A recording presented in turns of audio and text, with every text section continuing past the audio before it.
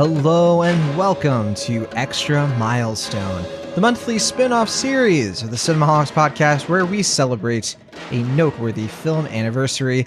These are the films that we believe went the extra mile in their filmmaking, making them Extra Milestones. I'm your host, John Negroni, back from a summer and early fall of missing this show for various reasons I will not get into. Perhaps I was off shooting some of the worst films ever made, fighting octopusi with my bare hands. No one can ever know.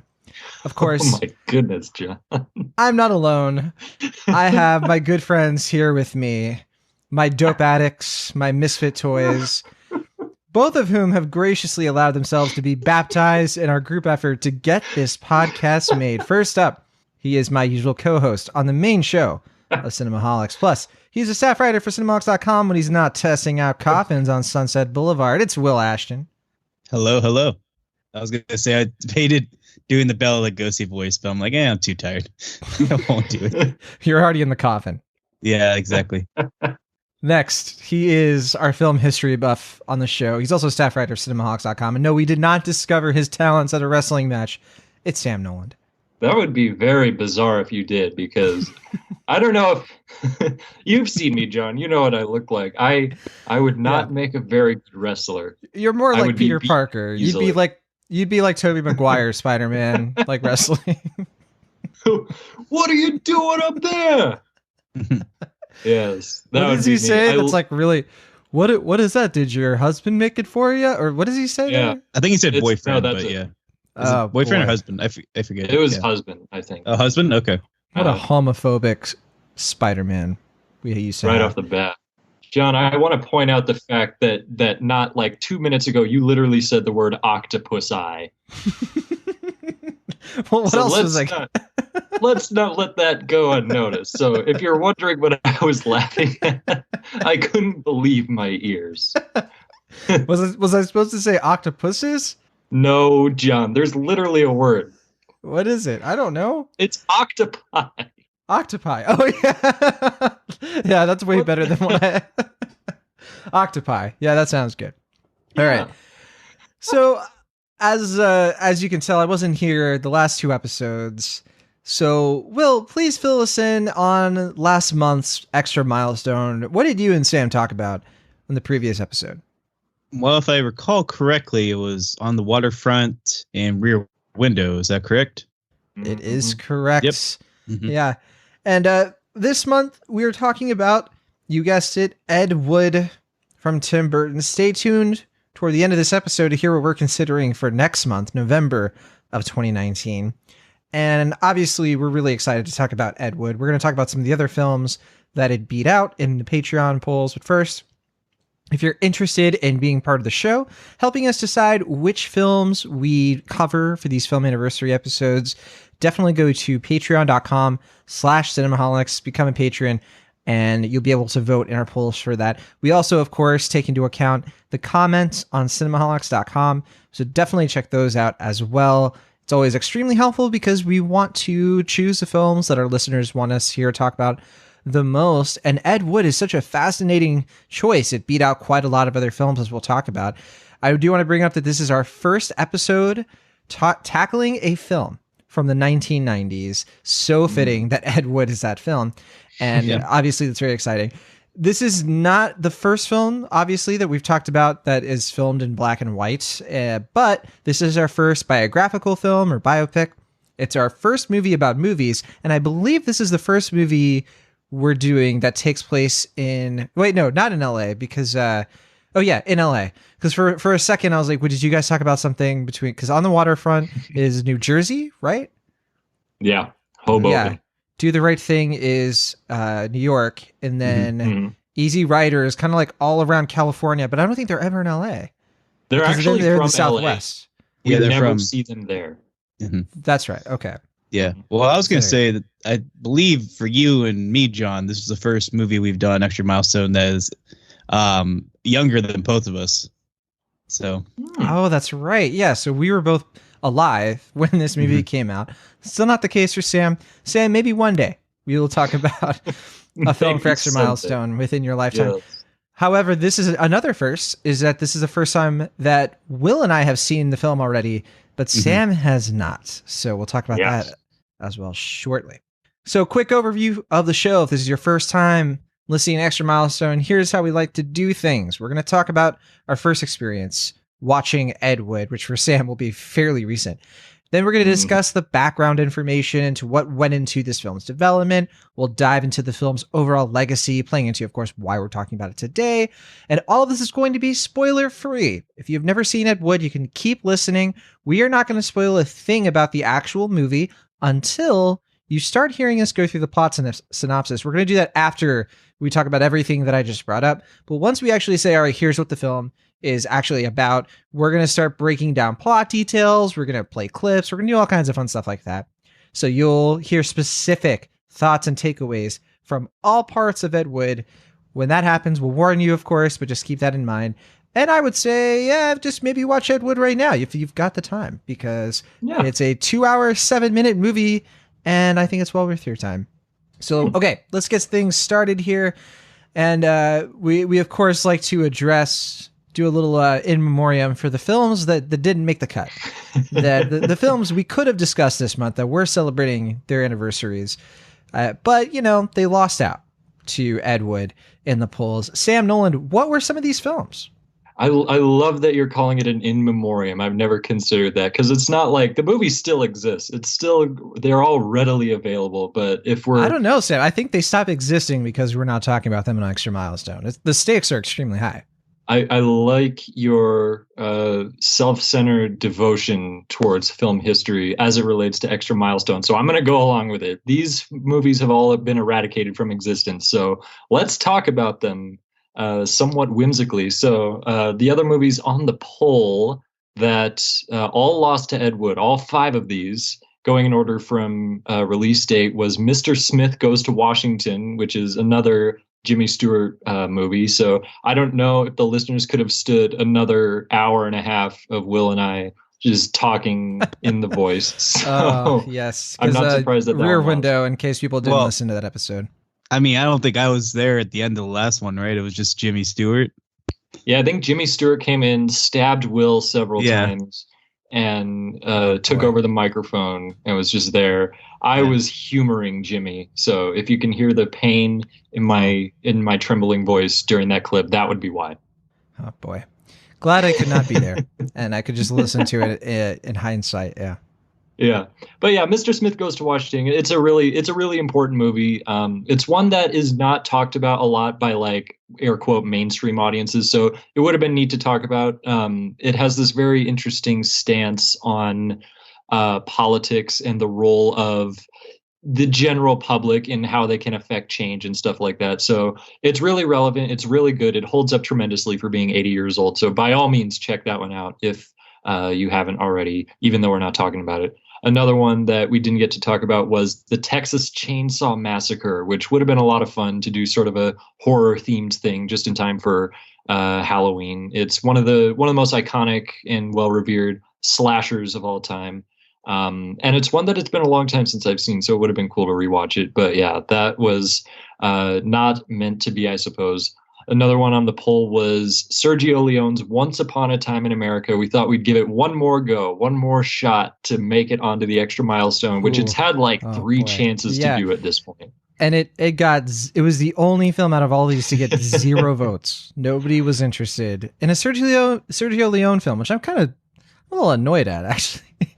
My theory is that it's completely to do with the length. It's depending on what version you watch. It's either just over 3 hours long or just under 4. So it would have been a commitment on the part of us and the listeners. So I can see where that's coming from, but by no means do I want to discourage anyone from seeing it. It is huge. It is bold. It is audacious. It is romantic. It's one of the greatest gangster movies of all time, and has this real emotional hook that a lot of the other ones don't have. We're gonna have to start treating these polls as like more like political campaigns, where we have campaign managers who are like, it's bold, it's invigorating, and it's epic. But then there's like a debate. Yes, yeah, it's like a leadership. It's too long. It's 3 hours. 3 hours. I like it. Well, no, Jimmy Stewart would say that because he's, of course, advocating for Mr. Smith Goes to Washington in this. Which is funny because in Mr. Smith Goes to Washington, Jimmy Stewart like filibusters for I think like almost the better part of a day at the climax of that movie. So I wanted to talk about too long, but that's besides the point. I can almost hear Will just sort of being like preparing himself to like do the Jimmy Stewart impression again. He's like, I can't. I already went down that road. I can't. Oh boy. But okay, Settle what down, else? really. What else was there? What the other two movies that were on the poll? The second newest one was The Terminator, 1984, the very first one. Before T2 was the most famous Terminator movie, we had The Terminator, which I forget if I mentioned this or not. I actually prefer to Terminator 2. Oh, same here. It is. Oh, nice. It would have been cool. It's the first Terminator is one of 3 movies that are in constant rotation. As when someone asks me what is my favorite sci-fi movie, that is one of the 3 that I will usually say. I love that movie to pieces, and it would have been relevant too because Terminator Dark Fate is coming out very soon. So it would have been neat to see where it all started. But maybe the advent of the new installment coming out will be enough. Clearly, Fate had other plans. Yes. Fate had some dark plans, and they appear to have come to fruition. And the last one, which was sort of a last-minute retroactive addition that we worked out after the fact, was Pulp Fiction, which John coerced me into adding to the poll as sort of like I was a real producer. I was like, yes, here's what the deal is, Sonny. You're going to put that in the picture. You're going to put that in the poll, and you're going to let him vote. And vote you did. And I'm very surprised that it didn't win still. Yes, I'm glad it didn't because I'm glad that we got to talk about Ed Wood. Not even close. Yeah. Ed Wood won pretty handily. I was about to say this. It's not even a pun. I was about to say in a wood slide, but that doesn't make any sense. Wood doesn't slide. Well, better than mudslide. I suppose so. But okay, is that all of them? Yeah. There were a few that we omitted from the poll and didn't mention, but just to bring them up real quick, just that they did in fact celebrate anniversaries in the month of October. One of which I know Will kind of was polling for a little bit, was Kevin Smith's Clerks, which came out in October of 1994, or was released wide in October anyway. Which is a movie that I've only seen once and don't remember feeling any particular way about. So same here. That would have been an interesting conversation, I guess. Kind of in light of Kevin Smith's career. I feel like that's what we would have just ended up talking about Kevin Smith the whole time. And the new movie he has, Jay and Silent Bob reboot. Which I did not get to see because it played for like an 2 hour days. and then left. Yeah, pretty much. Yeah, it played for about 30 minutes. They stopped the movie like right after the trailers. That's tremendous. And another one, which was like Pulp Fiction, kind of a gimme, so we decided to take it off the poll just for sheer iconicness alone. But I would be remiss if I did not mention that The Shawshank Redemption celebrated its 25th anniversary in the month of October. Right. One of the greatest movies of all time. It's a fantastic movie, but what would we say about it? Really? Many positive things, I'm sure. Yeah. Well, that's the thing is like, it's a good movie, but it's like, what do you analyze about The Shawshank Redemption? I don't know. Oh, we could find something. Yeah. But maybe in 5 to 10 years, we'll be ready. Let's do it. 2024. I'm getting ready. Shawshank Redemption, Ed Wood, and Pulp Fiction came out in the same month in the same year. Oh, yeah. Wow, that's a good month. Yeah, well, Forrest but Gump look at this past October, Will Ashton, have you forgotten already? Maleficent, Mistress of Evil, Zombieland, Double Tap, Black and Blue, Count, all classics. Lucy in the Sky. Yeah, so maybe once you've had a talk with Joker, you can start talking about Octobers. That's true. Yes. And just 2 more. Another very iconic, relevant movie that just gets talked about all the time. So this would have been one that would have been more redundant than any of the others, I think, is Fight Club, which is just one of those movies that is tremendously talked about. I mean, we would be breaking the first and the second breaking rule. at least 2 rules. That's yeah. all you at least wanted 2 to say. Yeah. My word. Yes. Had to Enjoy go it. for the low-hanging fruit, John. Enjoy the low-hanging fruit while it lasts. Yeah. Because soon there will only be high-hanging fruit left, and so we'll have to try a lot harder to get that. Yeah. Speaking of high-hanging fruit, not really, but I just wanted to have a segue. The last movie that we omitted was American Beauty, which kind of a can of worms. So yeah, that would have been an awkward ep. Yeah, and not to mention that it's just, I rewatched it recently. It just doesn't hold up very well, and not even in a notable way. It's just kind of aged a little bit. So would have been a very mundane conversation, I feel. Yeah, I haven't seen it in a few years, and I don't know. I don't know how it would hold up today in light of the spacey of it all. So that's interesting. But again, yeah, hindsight can catch up in about 5 years, we'll say. Yeah, we'll have to see. Come 2024, who knows what the world will be like then. I shudder to think about it. But for now, let us. Well, for now, let's say goodbye to all these films that have stopped existing. That no one will ever be able to see again. We're so sorry. Yes, we will remember you, to quote Sarah McLachlan, not singing. Just saying that, yeah. All right, well, let's begin our conversation about Tim Burton's Ed Wood, which came out in 1994, celebrating its 25th anniversary. That means if you are 25 years or younger, then this film outlives you, I suppose. So let's do that's usually our how it works. Yeah, I guess that's how time operates, if we're getting scientific. Well, but if it's linear, at least. If it's time's a flat circle, I like to believe. Right. Yeah. Exactly. So we're going to begin things off with our experiences with this film. And we'll start with Sam, since we've already kind of given it away. We've already kind of mentioned this is your first time watching Ed Wood. So that's correct. Why have you just sort of been waiting on this film, or what's the reason for that? And then how did you watch it? What format did you watch the film for your first watch? It's a good question, and I hadn't even thought about it until just now. Why I haven't seen it? Because there's a whole bunch. Why haven't you done the correct thing? Why haven't I done the work that I should have done a long gosh dang time ago? It's a good question, and it's one that I don't think I have a solid answer to. I think there was a long period of 3 or 4 years at least, where I was just devoting as much time as I could to watching as many classics, both new and old, as I possibly could.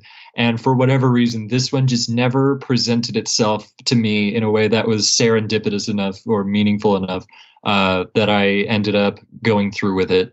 I know that I heard of it a bunch of times, just from, on various lists of like best movies of the 90s or movies about movies or Tim Burton movies or what have you.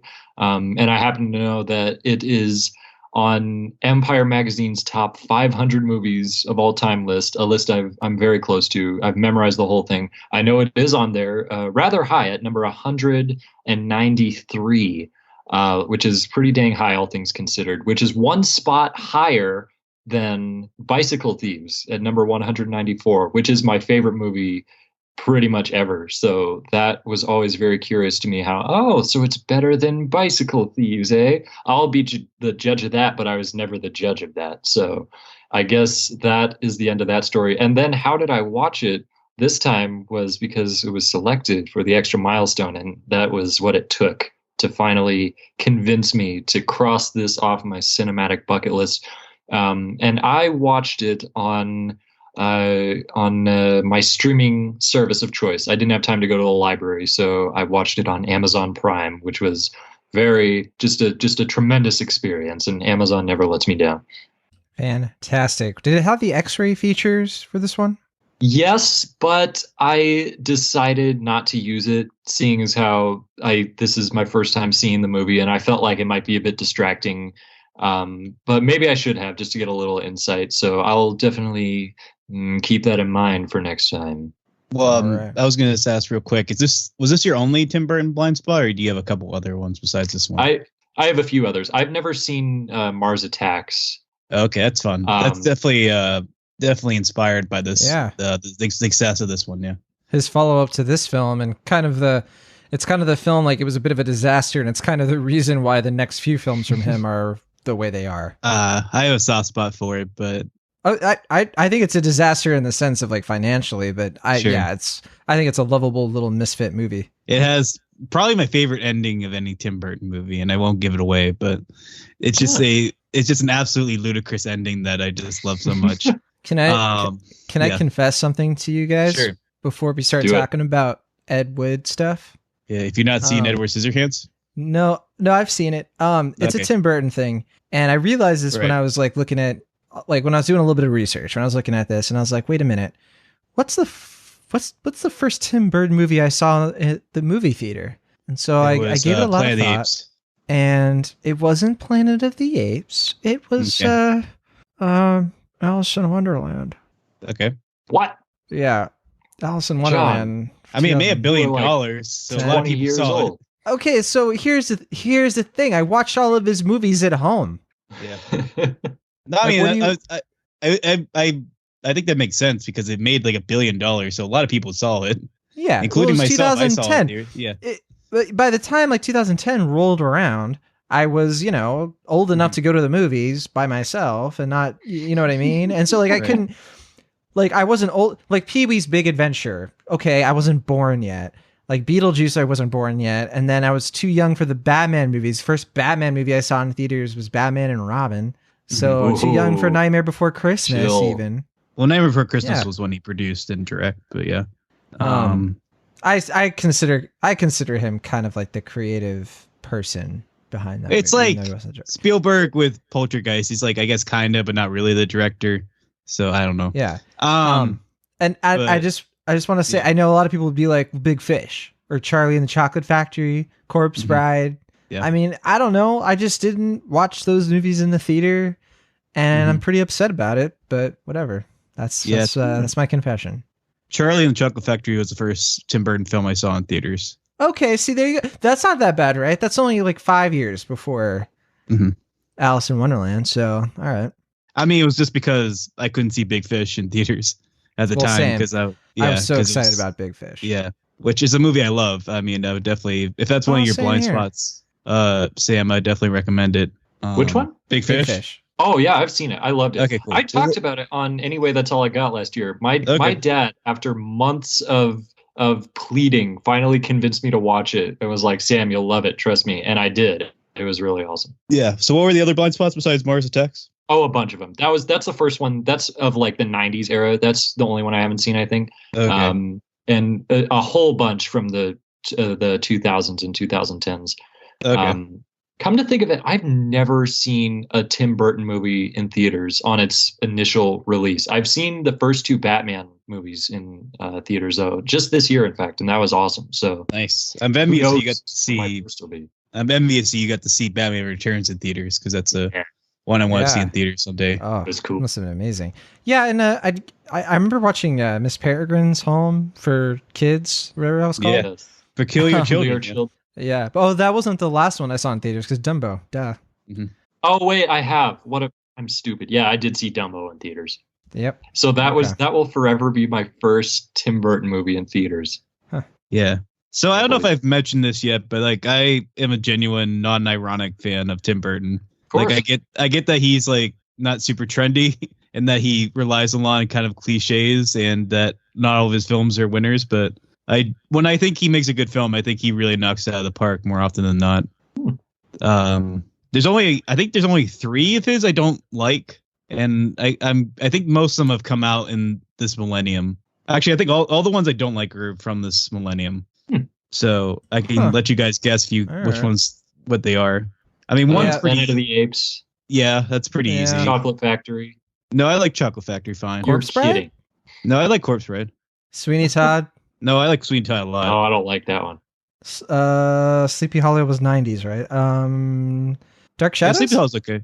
Yeah, Dark Shadows is the other one, and then Alice in Wonderland. Dang. But Sleepy Hollow, I'm just like I'm okay on it. I like it fine, but it's not like my favorite. But I it's fun. like Frankenweenie. Oh, I think Freaking Weenie is great. Yeah. Yeah. I'm I also never a little did- on the fence. Oh, sorry, what? What about Big Eyes? I was Yeah, I about was to gonna say, I never saw that one. Big Guy's the other one I'm kind of on the fence about, but it has the same screenwriters as Ed Wood. I just don't think he ever. Yeah. Yeah, it's one that I don't know. I have some issues with it, but That's I like think what Amy Christoph Adams- Waltz and Amy Adams. yeah, Yeah. My main issue is just Christoph Waltz performance. I think is just way over the top, and it kind of undermines what the movie's doing. But I think it looks cool. Like, it's visually very interesting, and Amy Adams saves it basically. But yeah, the Christoph Waltz performance was not his best work in my opinion. All right, well, let's finish up our first watch experiences with you, Will, since you've already kind of gotten into it a little bit. How many times have you watched Ed Wood, if you know that number, and how did you watch it this time? I was trying to remember. This is either the third or fourth viewing of Ed Wood for me. I saw it once or twice in high school, once in college for a film class, and then this time. So I can't remember. I feel like I've seen it 4 times now, but it might have been 3. But I've definitely seen it quite a few times by now. Okay. And then, how did you watch it? This time around? Mm-hmm. I just watched it on iTunes. Initially, I saw it on DVD. Yeah. And then the other 2 times I think were on DVD as well. But this time I just chose iTunes because I don't have Amazon Prime. Nice. I have it on iTunes, but I also got it at the library just to practice what I preach. Mm-hmm. But yeah, so for me, this was the second time I had seen Ed Wood, because the first time I watched it was like early 2000s, mid 2000s, something like that. I watched it on TV, and it was the edited version. So I didn't even get like the brilliant, Lugosi being like sidekick. Oh, sorry. Yeah. I obviously can't say it on the air. Yeah. But yeah, one of my favorite scenes. But yeah, so that's fantastic. But so I watched it on iTunes this time because I do own it. But then I'm gonna watch it again after we have this conversation, because I want to watch it again, and I want to see if there's any special features on the DVD. So, but yeah, that's how we all watched the movie. And let us know if you were able to find Ed Wood anywhere. I couldn't find it on like streaming services, and I'm talking to the listeners right now. But besides, iTunes and Amazon Prime, I couldn't find it on anything else. But it's interesting because like I feel like this could be on like maybe something like Shudder. It's not a horror movie, but it's spooky and it's off. Yeah, it's on Shudder, unfortunately. I don't think. Yeah, not that I saw, at least. So. All right. Well, okay. Let's talk about where this film comes from, so then we can understand how it got here. Wait, I think I have that wrong. Let's understand where it comes from, how it got here, and then why we're here. I don't know. There's something there. Ed Wood hit its limited release on September 30th, 1994, and then it got a wide release from Disney on October 7th, 1994, which is why we selected it for October. The film was made by Touchstone Pictures, which, Touchstone, like, they haven't made a movie in a few years. I think they're officially dormant at this point. Their last movie was the Michael Fassbender, Alicia Vikander film, The Lighthouse thing. It was like The Light Between Oceans. Light Between Oceans. Yeah, that's right. They haven't made a movie since. And so Touchstone has always been Disney's, it's like their PG-13 R-rated vehicle, but they don't really need Touchstone anymore, actually, because now they have Fox, and Fox has Fox Searchlight, so they can kind of use them. Yeah. But yes, were you going to say something else? No, yeah, I was agreeing with you, and I was thinking it's unfortunately probably Fox is going to have the same dormant status as Touchstone Pictures outside of their like blockbuster stuff. I feel, or I'm worried at least that's going to be happening in a few years. But we'll see. We'll have to wait and see. So even though it was in theaters and open to the general public around this time, it technically first premiered at the New York Film Festival, which is actually the same film festival where Pulp Fiction was selected for opening night. It didn't premiere though. It premiered at Cannes Film Festival. Mm-hmm. And that's like one of many instances where Pulp Fiction and Ed Wood sort of battle it out, which is kind of funny looking back on it, considering maybe we'll talk about that when we talk about the legacy of this film and what happened with Samuel L. Jackson, for example.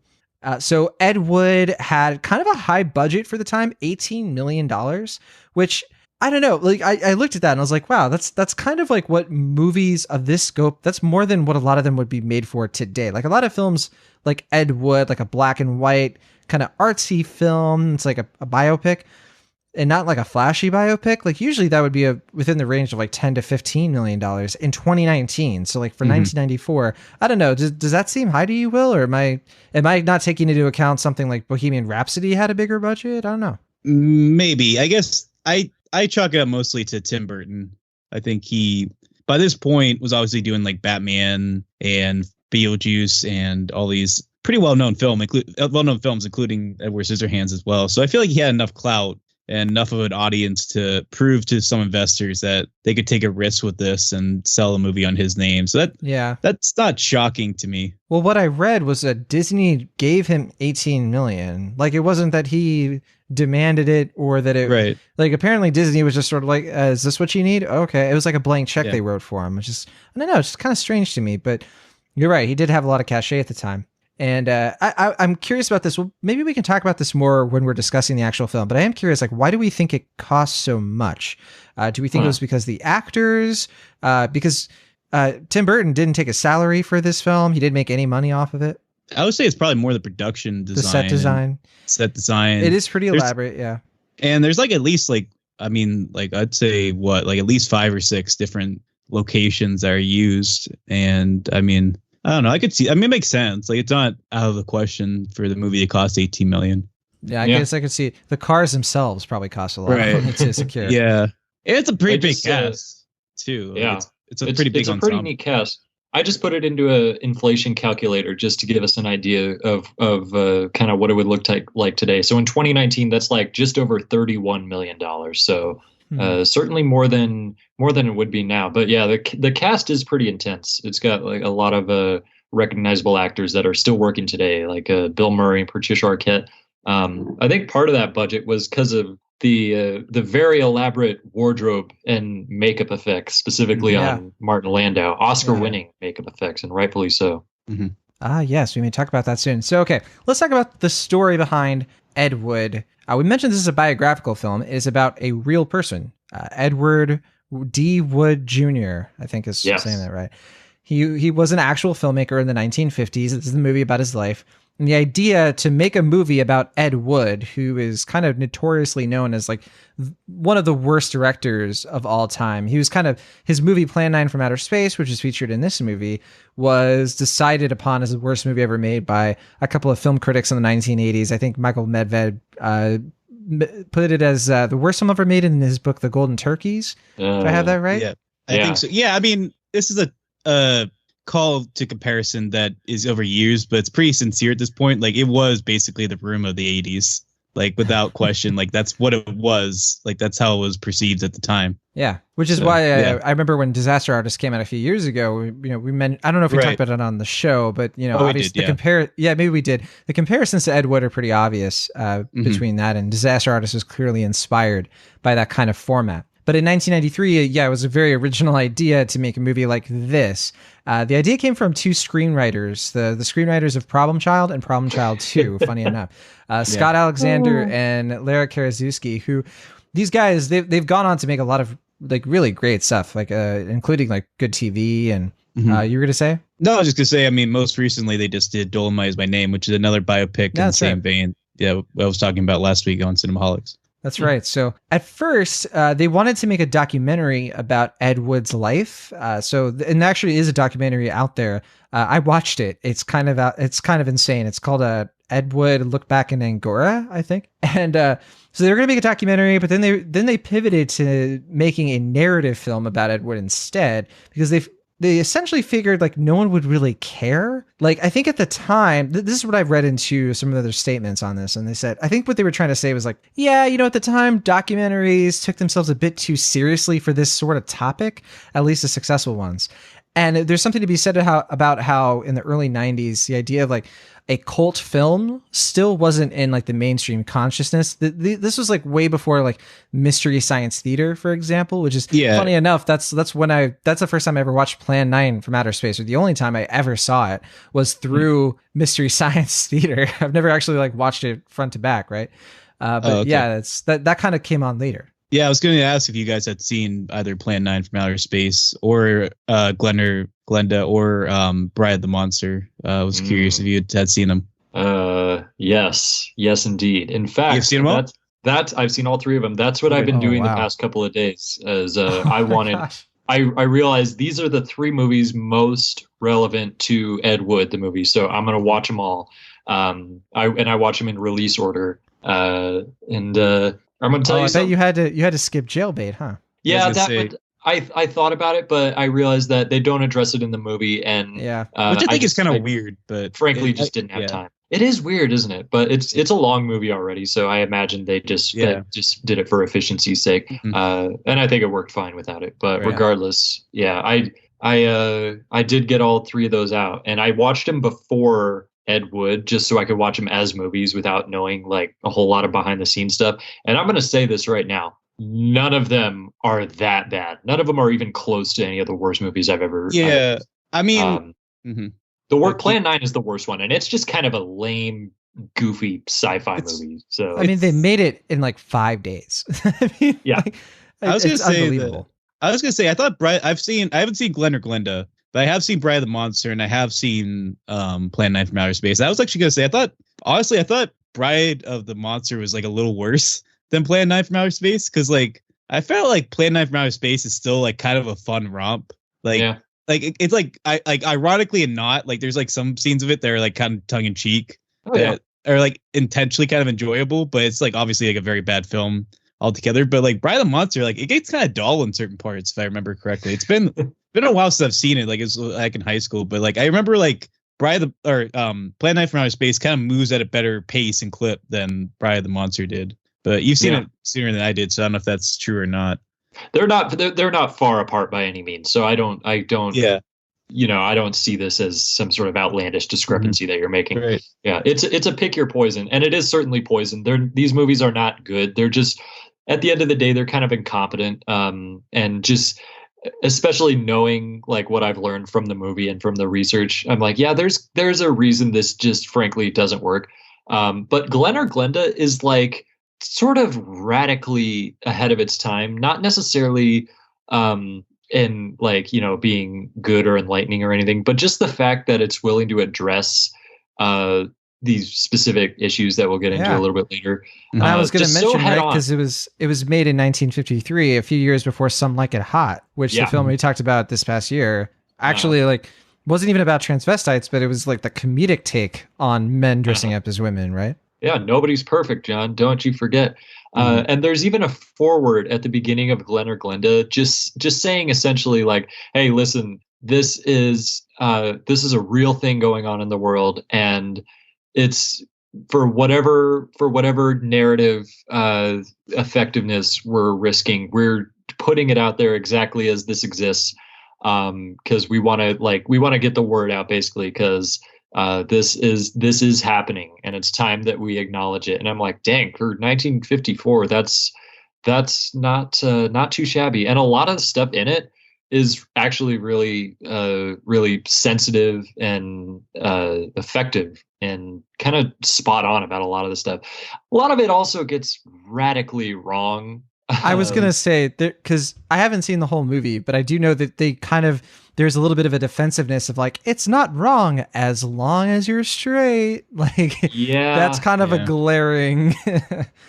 And that's not the only one either. So it certainly airballs at least equally as much as it misses at least as many shots as it sinks, but it's impressive for how bad it had been built up. So that might be part of it too. But yeah, it's I recommend watching that just for a time capsule. I'm curious for sure. Value. It is very fascinating, to the point where I wouldn't even say that I disliked it, even though it is bad, I would say. Yeah, well, I mean, that it raises a point that I thought was kind of interesting, especially watching it through like kind of a modern lens, is that I don't know if you guys will agree or not, but I felt like Ed Wood, like, generally speaking, was more progressive than I thought it was, or from what I remember. I don't know if you guys agree with that or not. The movie or the man? Yeah, the movie. Sorry, no, the movie, the 1994 film. Oh yeah, like for like a studio film made by Disney, it's like a decently progressive film in my view. It is. Yeah. Would you agree with that, John? I would, but we're not talking about the movie yet. Okay. We're just I just something before I forgot. Jumping ahead. We're kvetching here, John. All right, well, let's get through this. Let's talk about finish the story, I guess. But yeah. So I think the last thing we mentioned was that Scott and Larry, they wanted to make a narrative film about Ed Wood's life in the early 90s.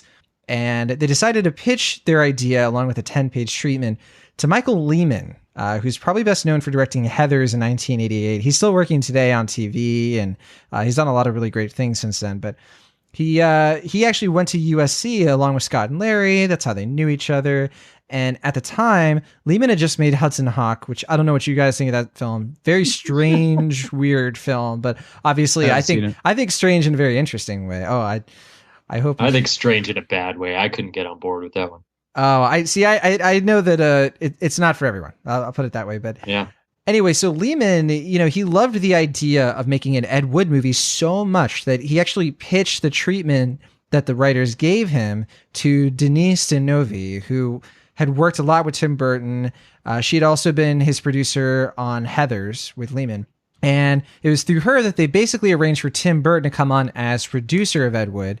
And because Denovi had worked with him on Edward Scissorhands, Batman Returns, and The Nightmare Before Christmas, they kind of worked it out that he would be part of the film in a more creative way, but he wasn't initially going to be on to direct.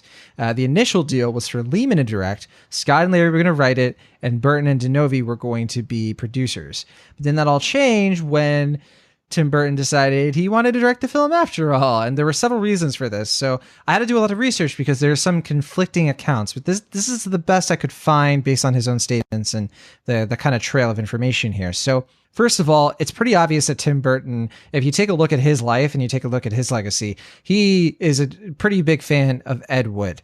And he was especially interested in the dynamic between Ed Wood and Bela Lugosi, because it actually mirrors his relationship with Vincent Price, who you may recall from, he was in monster movies like The Invisible Man Returns. He was actually in a few films with Bela Lugosi, if I recall, including the Abbott Costello film. Yeah. I was going to say, I feel the weird thing about Vincent Price, that I feel like people today might know him best for Bill Hader's impression on SNL. Oh, wow. Like people who aren't film fans like ourselves, like I feel like that might be their point of reference for Vincent Price. Yeah. Yeah, he was an actor worth. He has a very recognizable voice, and he played the lead character in a movie by William Castle called The Tingler, which is one of the most delightful B-movie camp entertainments of all time. Yeah, so many great films from him, but he definitely had a strong connection to Tim Burton, who they had kind of become friends, which kind of mirrors the movie. And so that was like one reason why Burton was kind of interested in this, is just somebody who kind of looked at Ed Wood as, he's almost sort of said, like, you can almost sort of tell that he sees himself as like, if not a reincarnation of Ed Wood, but like the successful version of him.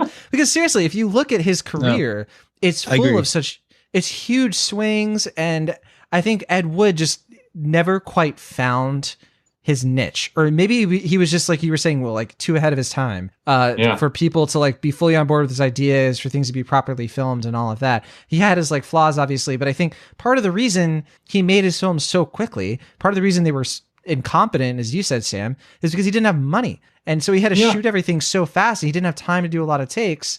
And here you just have this really eccentric, enthusiastic guy who was just so enthusiastic, he was like really happy about these really bad films, and that's kind of the spirit of the film, as we'll talk about. But yeah, that's kind of my take on it. Yeah, I mean, I have a lot to say about that, and I'll talk about that more when we're actually talking about the film itself. But I definitely agree with that, because I think Tim Burton, if I remember correctly, and I apologize if I misquote him about this, but he said in a fairly like sincere way that I think he's like openly admitted that he doesn't really know what a good script is. And by that, I don't mean that like he... Right, he started as an animator. People always forget that. Right. But I think what he means by that is less that like he seeks out bad films or anything like that. It's just that he knows what he likes. Like he knows the style, and he just like, I want to tell this story. And it's like the script is just a means to the end to that. And it's just like sometimes the script is good, sometimes it's not. But he can generally kind of work it in his favor and find something that is ultimately his own. And I mean, obviously we've seen quite a few examples where the script isn't playing to his favor. But I mean, generally, I think he's just been very lucky to work with a lot of screenwriters that have played to his favor. And unfortunately, Ed Wood, by what we can tell, being a writer and director, just never really, I think, had the chops as a writer to kind of pull off his manic visions. But there is certainly, I mean, I think the reason why the film works is that, like, unlike some of the other films that have kind of hearkened to it, like, it's obviously kind of knowing and and kind of tongue in cheek with the humor, but it's never really like making fun of him for making these films. It's like kind of like it has like a sincere appreciation for his enthusiasm and passion. And I'll talk about that more in a bit, but I think that's a key really to why this movie is as good as it is. Yeah. I think the thing with Tim Burton is that he kind of applies his own artistic sensibilities to whatever is given to him in kind of an equal way. So if it's right, if it's a compatible kind of thing, then it usually works out. And that's the best Tim Burton movies are like legitimately great, I would say. And the ones that are bad are kind of legendarily bad. So it's a very specific style, an auteur style, some would say. And I think the thing with Ed Wood is that he kind of just did that and made a consistent level of quality that just happened to not be very good for what audiences wanted. I think if Ed Wood was still alive today and was still producing art at the same caliber, I think it would have a huge following. I think he couldn't find it while he was still alive, which is tragic and melancholy. And this movie definitely touches on it, especially at the end. Yeah, he'd be like a Neil Breen type, probably. Yeah. Or even more high caliber than that, I would say. I think he would be like legitimately loved by the masses, because there's an audience out there, and it's bigger than we think. Maybe. Yeah, he'd probably make some sort of Blumhouse production. Who knows? But yeah. So the other reason that Tim Burton ended up becoming the director of this film is actually because he dropped out of directing Mary Riley for Columbia. So he was originally going to make that film, and it was going to star Winona Ryder. But then, as a lot of you might know, Julia Roberts actually they switched to, and he decided, you know what, I'm just not going to do the film at all. And I think he just had his heart in Ed Wood, is what it really was. And like as soon as like Winona Ryder was like not in the film, it just sort of gave him an out of sort of like following his heart, I guess you could say. So his only thing though, his dark fate. It would eventually become a dark shadow. Tremendous. But so Michael Lehman actually agreed to letting Tim Burton direct pretty amicably.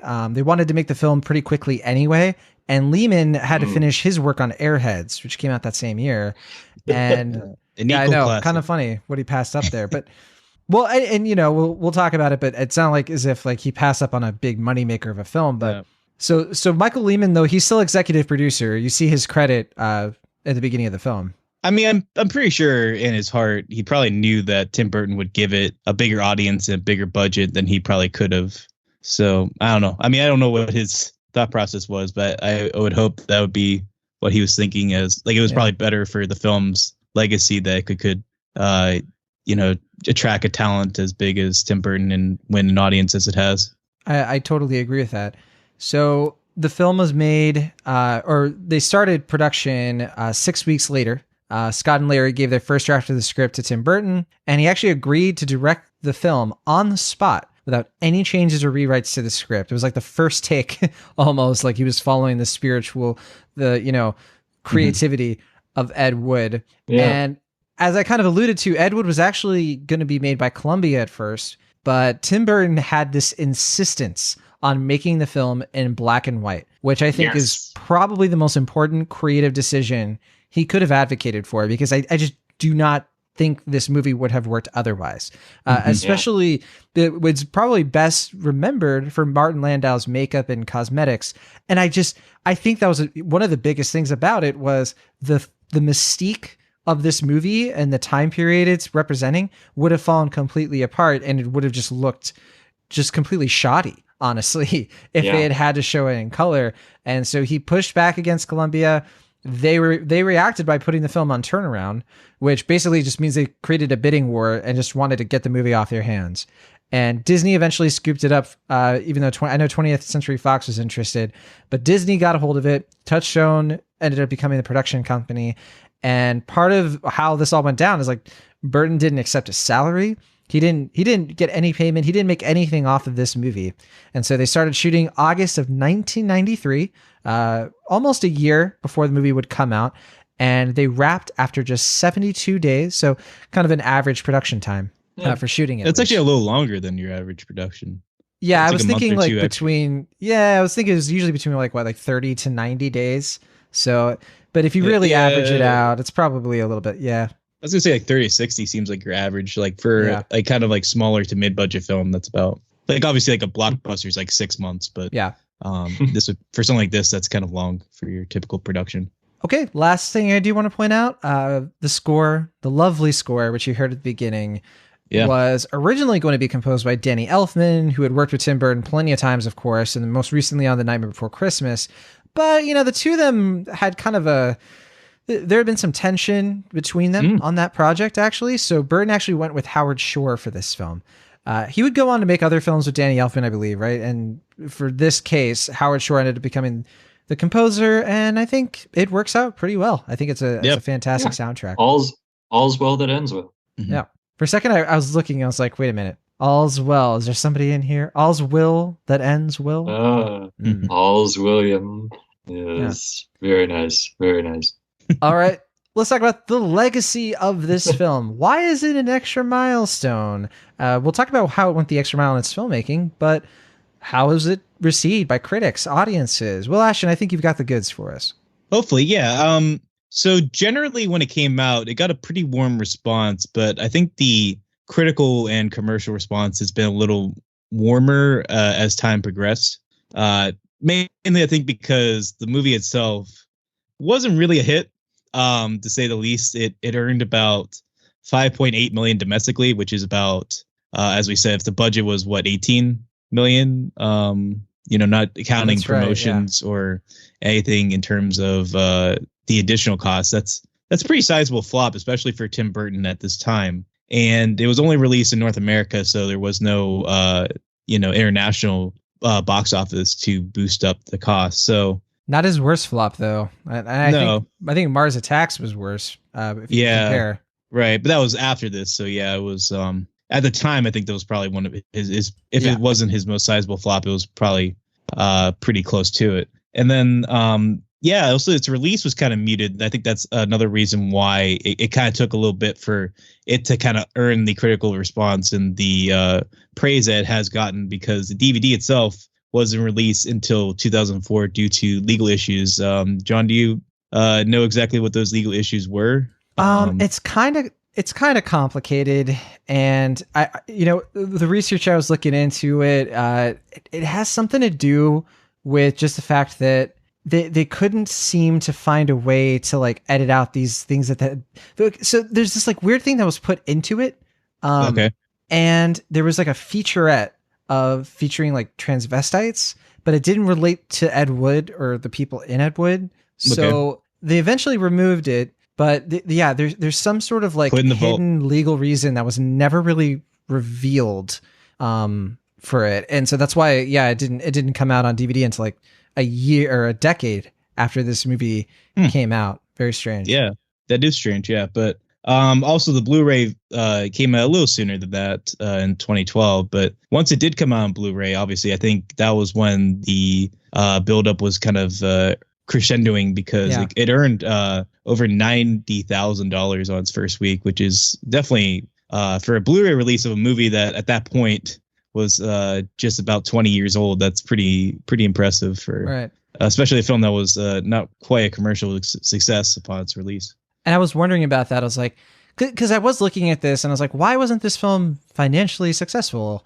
And I guess if you really put yourself in the shoes of like the general movie-going audience in 1994, we kind of mentioned how it was a really packed month, right? With like Shawshank Redemption and all that, Pulp Fiction. But then also, it's a movie about somebody most people have never heard of at this point. Right. Like a lot of people didn't know who Ed Wood was. They may have heard of Plan 9 from Outer Space, but even if they did, they would have heard, oh, that's a terrible movie. I think Johnny Depp isn't quite the like massive star. Like he's pretty big off of Edward Scissorhands, but not big. Like just kind of known, but not well known. Like he's not a household name yet at this point. Like people would recognize him more readily from like 21 Jump Street, but that's been done off the air for a while at this point. Yeah, I mean, I think he might have been even more of a tabloid star at this point, just for his kind of like bad boy antics. But yeah, like I definitely agree with you. Like Pirates of the Caribbean, I think, was what turned Johnny Depp into like the Johnny Depp that we know today, both good and bad. And so at this point, it wasn't like he was like an A-lister in the sense that we know him now. I don't even know if he was a C-lister at this point. Bill Murray was, but I think this was kind of in a plateau for his career. Yeah, and it's hard to know because, like, at least. Yeah, I mean, I don't even know if he really promoted the movie much because it's hard. I mean, maybe he did, but it's in black and white, and I think like Groundhog's Day was like a year before this, right? Yeah. So it's kind of, I don't know, like this is kind of, we're getting into the phase of Bill Murray's career where he's like a side character in a lot of films. Like I think Space Jam was a couple years after this. So same year, right? And then he met Wes Anderson. Yeah. And everything was good again. Yeah, I think Wes Anderson is the person who really like revived his credibility as an actor in a lot of ways. Not larger than life. Well, the elephant movie. Well, because Lost in Translation is after all of this, and then Garfield, of course, is way after this. So, yeah. But that was the name of the elephant movie he did, right? Larger than Life. Am I remembering that correctly? I want to say yes, but I'd have to fact check that. Yeah. Sure. But yeah, I mean, even though it wasn't quite the financial success, and it was a pretty sizable award contender at the time. It was nominated for 2 Academy Awards and it won both of them. Obviously, nominations. I mean, well, it was 2 for 2, so that's quite good. That's 100%. Yeah, exactly. You mentioned already, Sam, that it won for Best Makeup for Rick Baker, Dee Neal, and Yolanda Tolstonen. Your guess is as good as mine. I think it's Yolanda Toussaint, but yeah. But obviously, I mean, Rick Baker, one of the best makeup artists in the world. So no question why it looks as good as it does. And then if we didn't mention already, Martin Landau, who was Bela Lugosi, and John, I was telling you this off the air. I don't even think of it as a performance. To me, it's just Bela Lugosi. Like, that is Bela Lugosi. Rose out of the grave, a la Plan 9 from Outer Space, and walked onto Tim Burton's set, did the scenes, and left. Right. It's like I don't even like. I've seen Martin Landau and other things, but I just don't even like. When I see Martin Landau, I was like, oh, that's like I didn't. What else have I seen him in? It's like wait, that's the Mission Impossible guy. What? Right.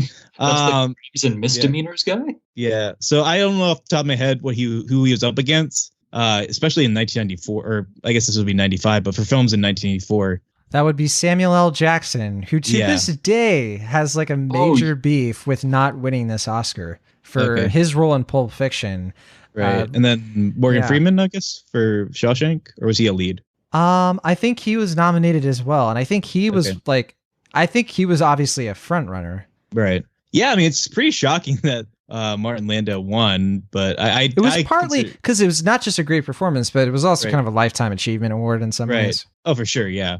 I'm going to put this out there now. I think Shawshank Redemption and Pulp Fiction won in the long run. So this I'm totally fine with. But it's not like one of those performances. It's not like your typical lifetime achievement where it's like, oh, you know, it's like they deserve it for everything they've done. Like a Central Woman for Al Pacino.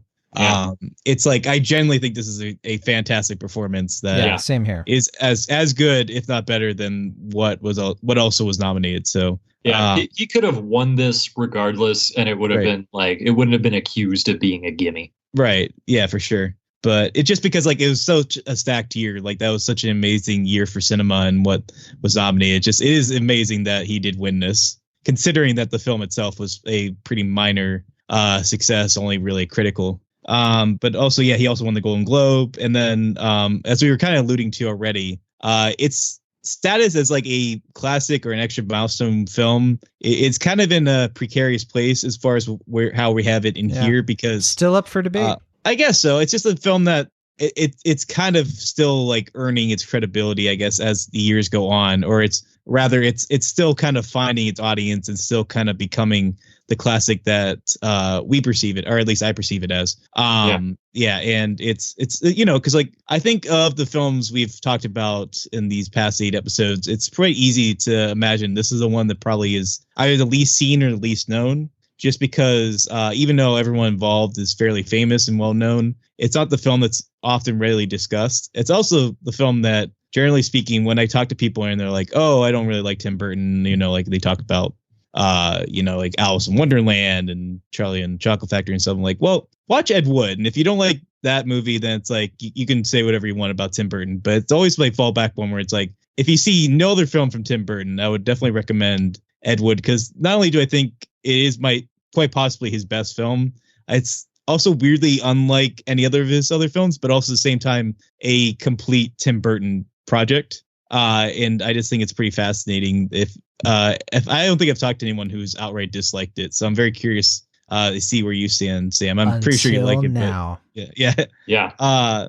And also, as of now, based on 63 reviews, it currently sits at 92% on Rotten Tomatoes. Dang. Awesome. Here, I want to interject real quick. I have the 67th Academy Awards up. So Best Supporting Actor, Martin Landau won, of course. Samuel L. Jackson was nominated. Morgan Freeman not nominated. He was actually in the lead actor category. Okay. Yeah. And Tim Robbins not nominated. So so who knew? Well, the Academy knew. But also nominated for that award is, I don't know how we could forget, is Gary Sinise as Lieutenant Dan. Yeah. That was the year Forrest Gump. That won Best Picture. Well, Tom Hanks won Best Actor.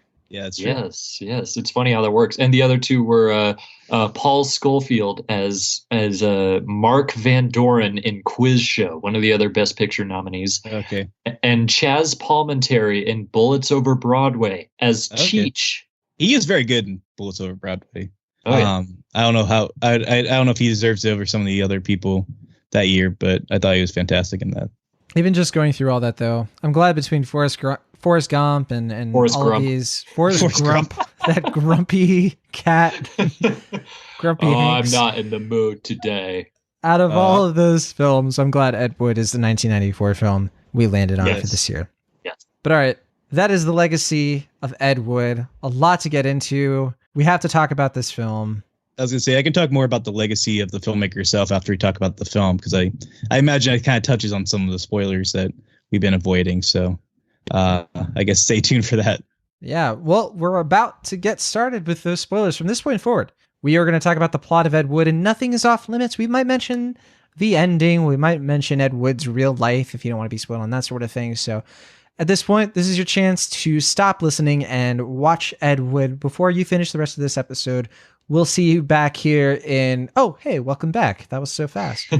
Let's talk about Ed Wood. Sam Noland, you've watched this movie the freshest out of all of us. You just came from watching it. So yes. What can you tell us about Ed Wood? What is the plot synopsis? What is this movie about? Yes. What is the gist of Ed Wood, if such a thing is even possible? So the movie opens up on this like weird sort of decrepit haunted house. Goes into the house. We find the amazing Criswell there, played by Jeffrey Jones, who's like this eccentric stage psychic who comes into play later in the movie, and gives this speech that is actually sort of filched from the opening to Plan 9 from Outer Space, which is pretty much functionally the same scene. Greetings, my friend. You are interested in the unknown, the mysterious, the unexplainable. That is why you are here. And now, for the first time, we are bringing you the full story of what happened. We are giving you all the evidence, based only on the secret testimony of the miserable souls who survived this terrifying ordeal. The incidents, the places. My friend, we cannot keep this a secret any longer. Can your heart stand the shocking facts of the true story of Edward D. Wood, Jr.? So it's a very stylish opening right off the bat. And then we meet Ed Wood, played by Johnny Depp, obviously.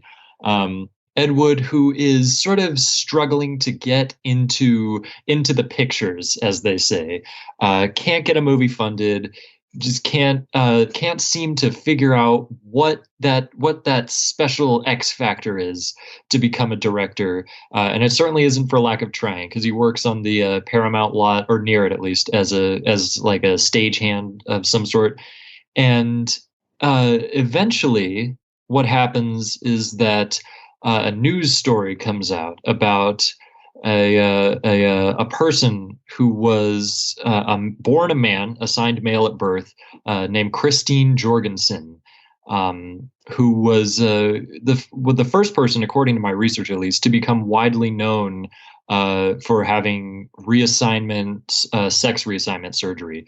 And the story broke in the 50s, and there were some studios saying, "Hey, we want to make a picture about this. We want to cash in on this." What's going on in the news. And Ed Wood, who we learn very quickly and is widely held knowledge, was known to be a crossdresser from time to time. It was just something that he liked to do. As he says in the movie, he feels comfortable doing it, and is constantly encountering resistance and sort of brash reactions about it, and it's kind of a big part of his daily life. And so he feels I was gonna say, I mean, by his admission, he feels closer to his feminine side by dressing up in women's clothing too, as well. As in addition to what you're saying. It's a huge part of his life, and so he feels like, that's what I have to do. That's what I can do, at least. I can direct this movie because I feel like I sort of understand it. And, knowing us nowadays, we know that being a transvestite and being a transgender person is a radically different thing. But it's something that Ed Wood feels like he can sort of bring a personal affection to in a way that maybe no other filmmaker can, at least not at the time. And he decides, I'm gonna go meet with this producer. George Weiss is the producer's name, who wants to put the story to film. And we actually have that scene right here, the meeting, the encounter between Edward D. Wood Jr. and George Weiss. Behold. Look. When I said that you could have the Western Territories, I didn't mean all 11 states. I meant California, Oregon, and what's that one on top of it? Washington. Yeah. Oh, really? Well, screw you! Hi, can I help you? Yes, I'm Ed Wood. I'm here about directing the Christine Jorgensen picture. Well, a couple of things have changed. It ain't gonna be the Christine Jorgensen story no more. Goddamn Variety had to print the story before I got the rights. Now that bitch is asking for the sky. Oh, you're not gonna make the movie. No, of course I'm gonna make the picture. I already pre-sold Alabama and Oklahoma. Those repressed oakers, they go for that twisted, perverted stuff. You just do it without the she-male. We'll fictionalize it. Is there a script? Fuck no. But there's a poster. It opens in 9 weeks in Tulsa. Well, Mr. Weiss, look no further. I'm your man. I work fast and I'm a deal. I write and direct, and I'm good. I just did a play in Hollywood, and Victor Crowley himself praised its realism. There's about 500 guys in this town that can say the same thing. On the phone, you said you had some special qualifications? Mr. Weiss, I have never told anyone what I'm about to tell you, but I really want this job. I like to dress in women's clothing. All right, that is his meeting with George Weiss, and it's so hard not to laugh, keeping a straight face through all of that. Yeah, I especially love, what's the one on top? Oh, Washington, that's the one.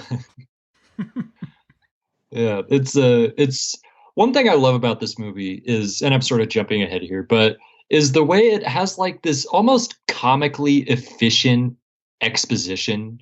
Like the characters talk in such a way that's clearly just trying to get like to a certain end point, but they talk so straightforwardly and are so clearly like this character type that we can tell where everyone stands in relation to each other, and it actually makes it very accessible, even though almost none of us have tried to enter the film industry and failed in the exact same way as Ed Wood. So I think this is kind of that scene in a nutshell, how we have the enterprising studio exec who just wants to see the bottom line and wants to be in the black and everything. So I dig this scene a lot, and I'm glad that we got to re-listen to it together, gentlemen.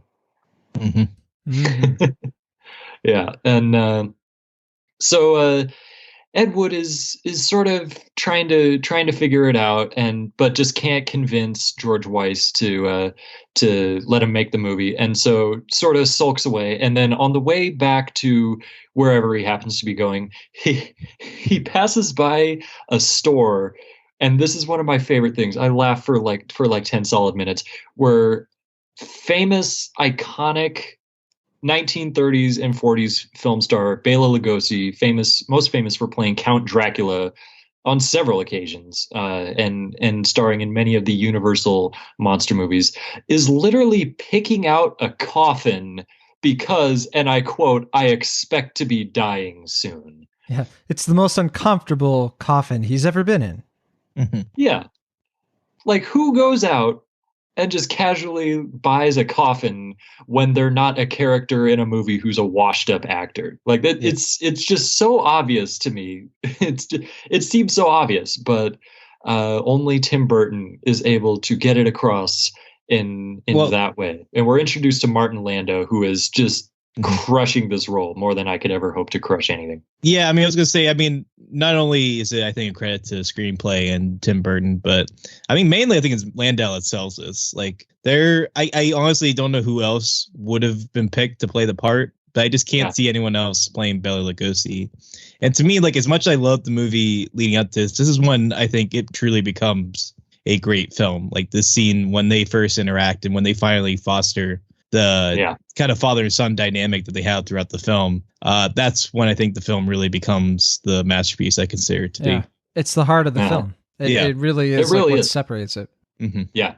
There's a lot of other plot involving the making of 3 very specific Ed Wood movies. The first of which, Glen or Glenda, the movie that Ed Wood would end up making, as well as Bride of the Monster and Plan 9 from Outer Space, which we've talked about all of them.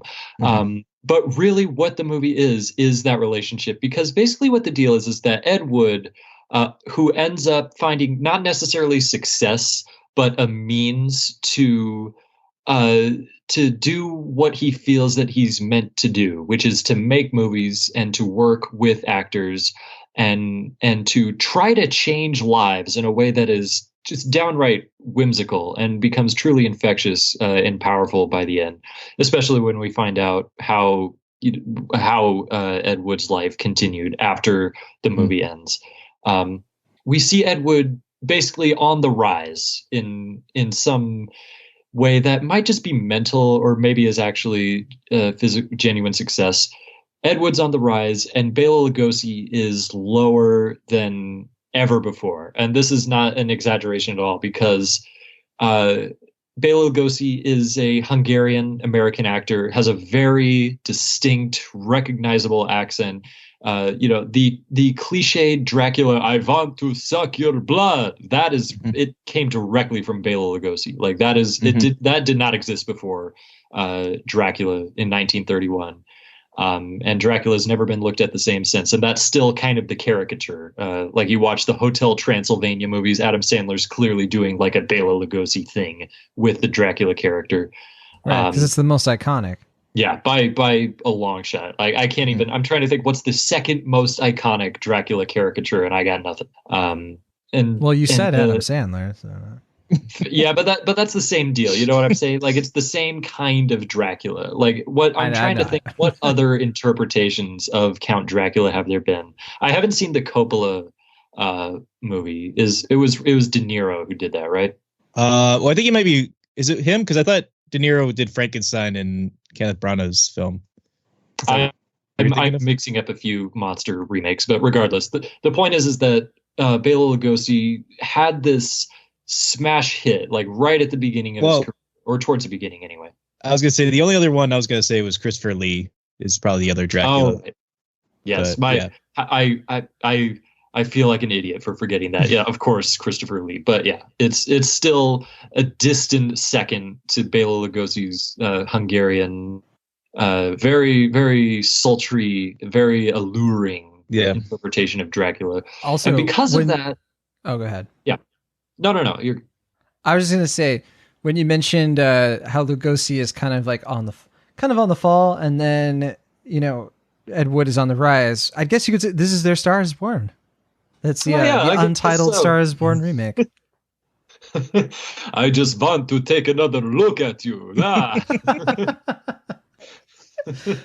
Maybe That's it's time right. to let old ways die. Oh yes, tell me something, Eddie. I love this. Someone There's meet even this because Eddie, tell me Eddie. something. I still think He's that, literally planning what- on dying soon. But Oh yeah. John sent me a meme one time of Star Wars characters saying "Star is Born" lines, and it was Dave Chappelle's line, but Chewbacca saying it, and that is one of the funniest things I've ever seen, and that is always what I think about when that movie comes up. a Star Wars is but born. I digress. That's all I can tell you. A Star Wars is born. Yeah, tell me something, Ray, or whatever it is. Mhm. It was a glorious series of memes that I'll never forget. So just don't you forget that, John. We digress wildly. So the thing is that Bela Lugosi had this iconic, just indelible role that will never go away. It'll still Dracula still holds up. By the way, I saw, just by sheer coincidence, I happened to Well, watch. that's only fitting. It is, yes. Dracula is immortal after all. Yeah. But I happened to watch just the other day. I watched the Spanish version of the 1931 Dracula, which is like somehow, minus the actor that got to play Dracula, is actually even better. So there's a perfect movie in there somewhere. But as they stand, both of them are very good, and Bela Lugosi is a big part of that. But because of Dracula, he was typecast by Universal a lot. I've seen an abnormal amount of those monster movies from the 30s and 40s, and Bela Lugosi is always showing up as like sort of the evil mad scientist or the monster. Actually played Frankenstein once, which is funny because he has a line in this movie about, oh, there's no effort needed to play Frankenstein. It's just rah, rah. So I guess you would know if it was anyone. And after Universal had kind of gotten what they needed from Bela Lugosi, that was just kind of it for his career. And we meet him at just the lowest point. He's on unemployment. He's a morphine addict, which comes into play on various occasions, and has nothing to live for until he meets Ed Wood, someone who truly loves him and someone who truly appreciates what he has to offer. And one thing that we'll see throughout this movie is that, in spite of the incompetence going on around him, Bela Lugosi is one hell of a committed actor. Like, there's a scene where he has to fight this big rubber octopus that they stole out of a supply shed, and just has to sort of wave it around to make it look like it's actually alive. And which we should say, Bela Lugosi in real life did not wrestle with the octopus. It was a stuntman. But but they did steal an octopus in real life. They did steal the octopus, and in the way they dramatized it in the movie, he really, he does not phone in that fake octopus fight. He really gives his all. So I think that's something that this movie definitely admires, is the willingness of an actor to just truly commit, no matter how above a work of art they feel. This certainly doesn't apply to every actor, but I think with Bela Lugosi in particular, I think there's certainly an admiration there. And the rest of the movie is just about how they sort of give each other life, and through the production of these various movies. And there are tons of other subplots that I'm sure we'll get into, many of which involving Ed Wood's romantic interests, of which there are several. So yeah, there's so much in this movie, but yeah, that's sort of the basic idea, and it tracks their entire relationship even beyond Bela Lugosi's very tragic and untimely death in 1956. I want to say. Let me make sure I'm getting that right. 1956. Yeah. And goes on for a little while after that, and concludes after the premiere of Plan 9 from Outer Space. So it spans the 1950s essentially, is what this movie is. All right. So that is essentially the film. Let's talk about what we think of it. Starting with you, Will. I think you've already kind of let it be known that you don't care about this movie. You don't care for it. And I'm just curious because Sam and I are like, we really enjoyed the film, and like, oh man, like Tim Burton is our friend. Slander. And I just don't. The slander. I don't know how to explain this to him. No. I mean, I think I've said this already, but just to reiterate, I do think this is probably Tim Burton's best film. Even though I would say Edward Scissorhands is probably a close second for me because I really do love that movie a lot as well. This is to me is probably his masterpiece, and to me, it just every time I see his film, it just baffles me that it works as well as it does. And I think there's a lot of key factors. I do think Tim Burton was the right director for it. And I think his approach to the material is really what makes it work because, like we said earlier, I mean, there's been films that have been evocative of this. I think the one we mentioned already was Disaster Artist, which I think it's fine. It's an okay movie. I don't think I liked it a lot at the time, and then I've kind of liked it a little less since seeing it. But I think that movie does a little bit. Yeah, sure. I mean, it was fun for what it was, but I think that film just doesn't have the same sticking power as this film, mainly because it just doesn't quite nail that relationship, I think, as well as this movie does, where it's a little more complex. It has the nuance, but it is also kind of simple in its sweetness, because that's the thing that really stuck out to me this time around is just how sweet this movie is, because it is recognizing that obviously, like, as the movie makes light of throughout the film, he is a very incompetent filmmaker. He works very quick. He doesn't do more than one take. He doesn't really give like a lot of direction, like as far as like in between takes, like he doesn't really give like any key notes. He just kind of like, that's perfect. Yeah. You know, that's his like the extent of his like direction after a take is just like, that's good enough. Let's do it. And he even does this thing where like if something happens while they're shooting the scene and there's a problem or something and they need to cut it out, they'll just cut it out of the middle of the scene and it jump cuts back to itself. I was watching the Ed Wood movies and I'm like, why is it jump cutting really weirdly? Found out, oh, that's why they would just take it right out of literally the middle of the shot. Yeah. But to me, it's not good. Yeah. Generally, that's not something you want to strive for as filmmakers. If any young and upcoming filmmakers are listening to the podcast, that's generally not something you want to do. But with this film, it's fascinating because this is the first time I've seen it since I watched American Movie earlier this year. And it's really fascinating to me. I don't know if you two have seen American Movie or not from the 90s. Have you two seen American Movie? Not me. Can't say I have.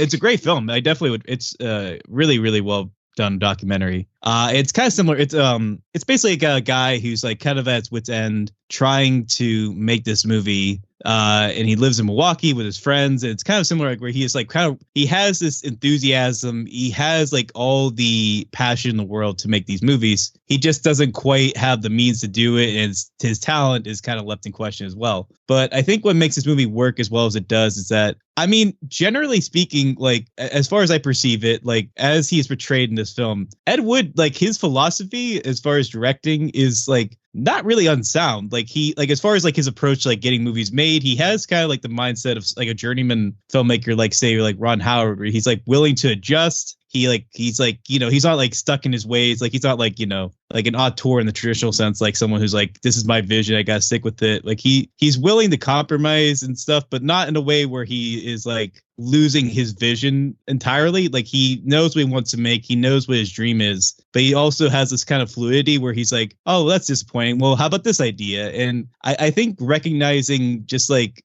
so many other films that have been inspired by this, and I think maybe a lesser film of Ed Wood would have just spent more time kind of just poking fun at like how bad the films themselves are and like how incompetent he is as a filmmaker. But this film, I think it works because there is like a genuine sweetness to how it portrays Ed Wood. And it's like, yeah, he's not the greatest director in the world, but rather than kind of mocking him for his ineptness, it's more just championing that he's able to do as much as he is able to do, and like able to see the bright side in things, even when there's obviously like a lot working against him. And I do think, I mean, without spoiling it, there is something incredibly sweet about how the movie chooses to end and how it tries to find its bright spot. And obviously, I think the Disaster Artist tried to do something similar to that.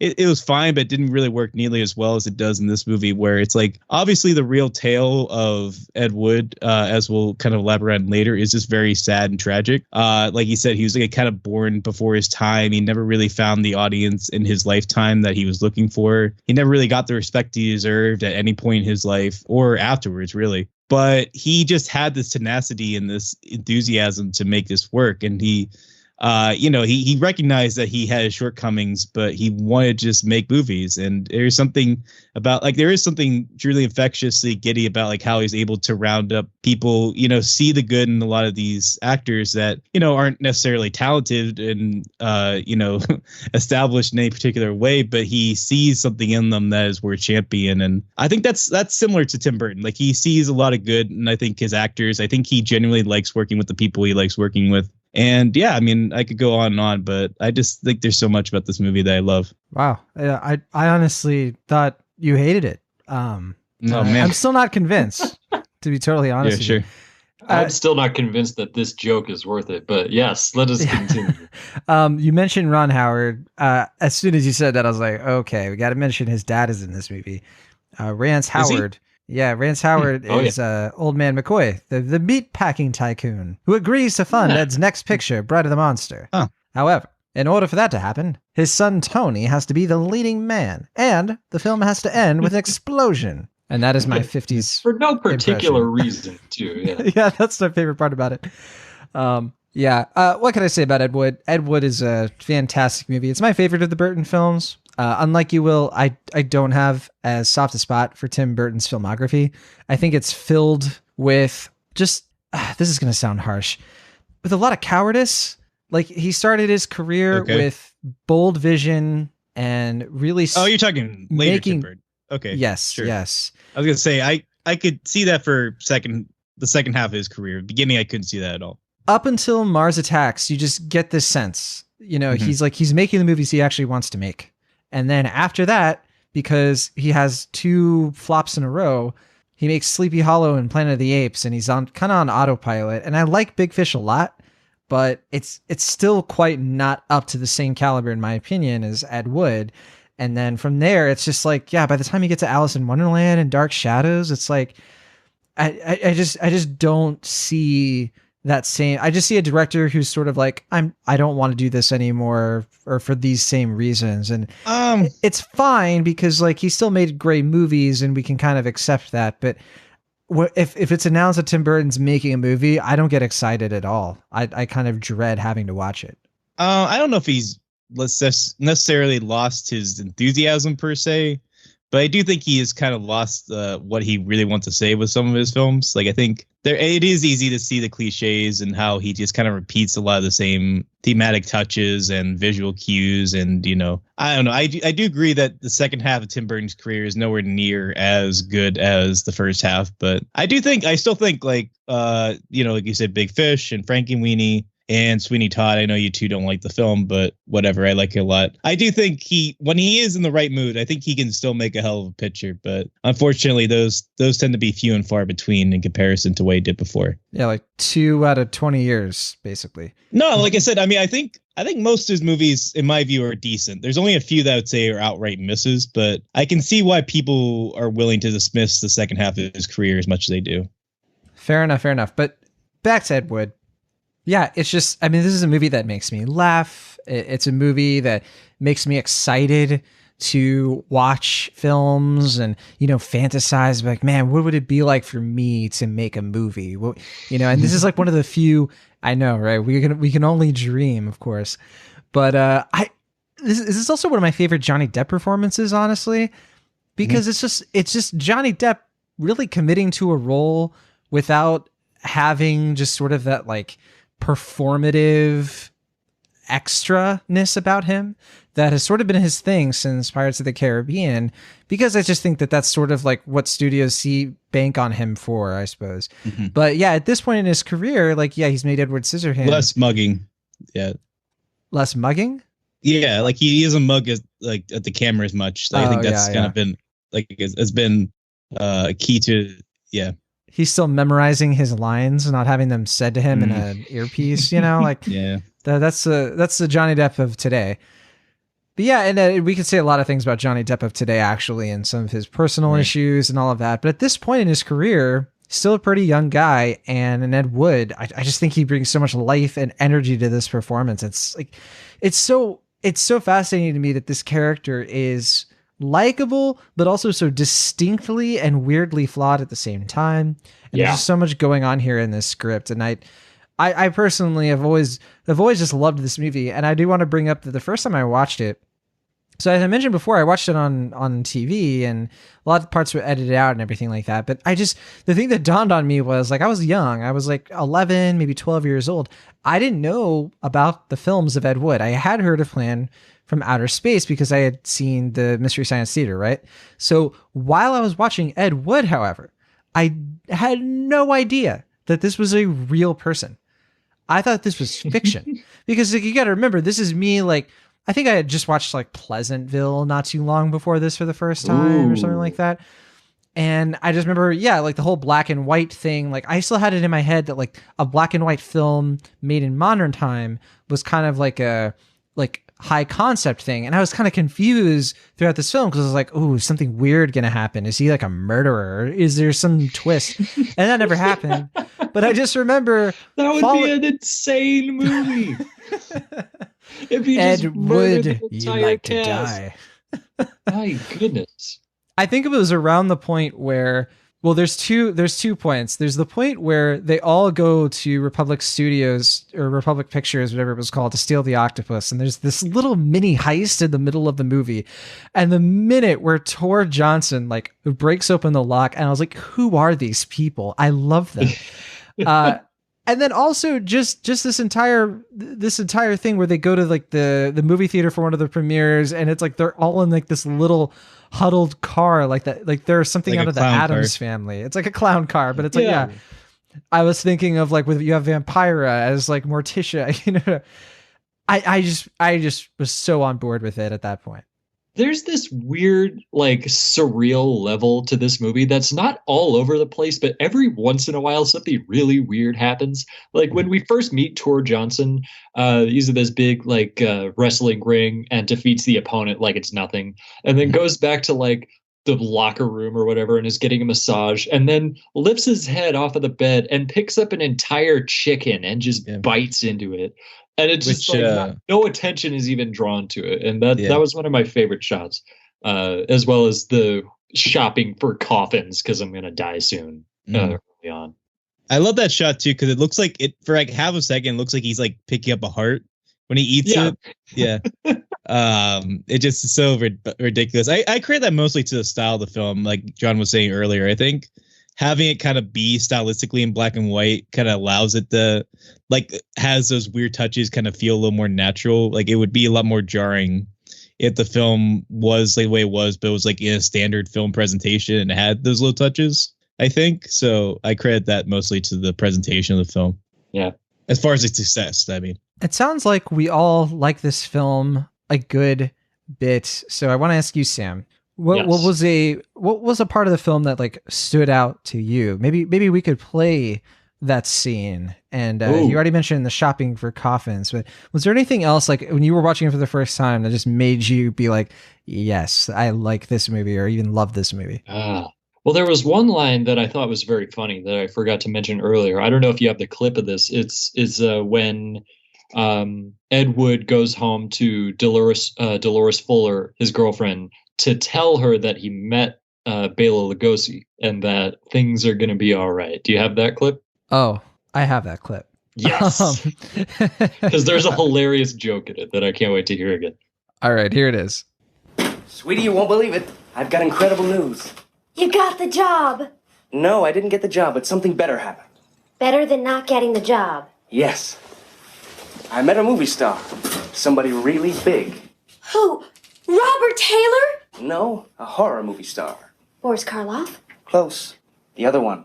You met Basil Rathbone. Oh, to heck with you.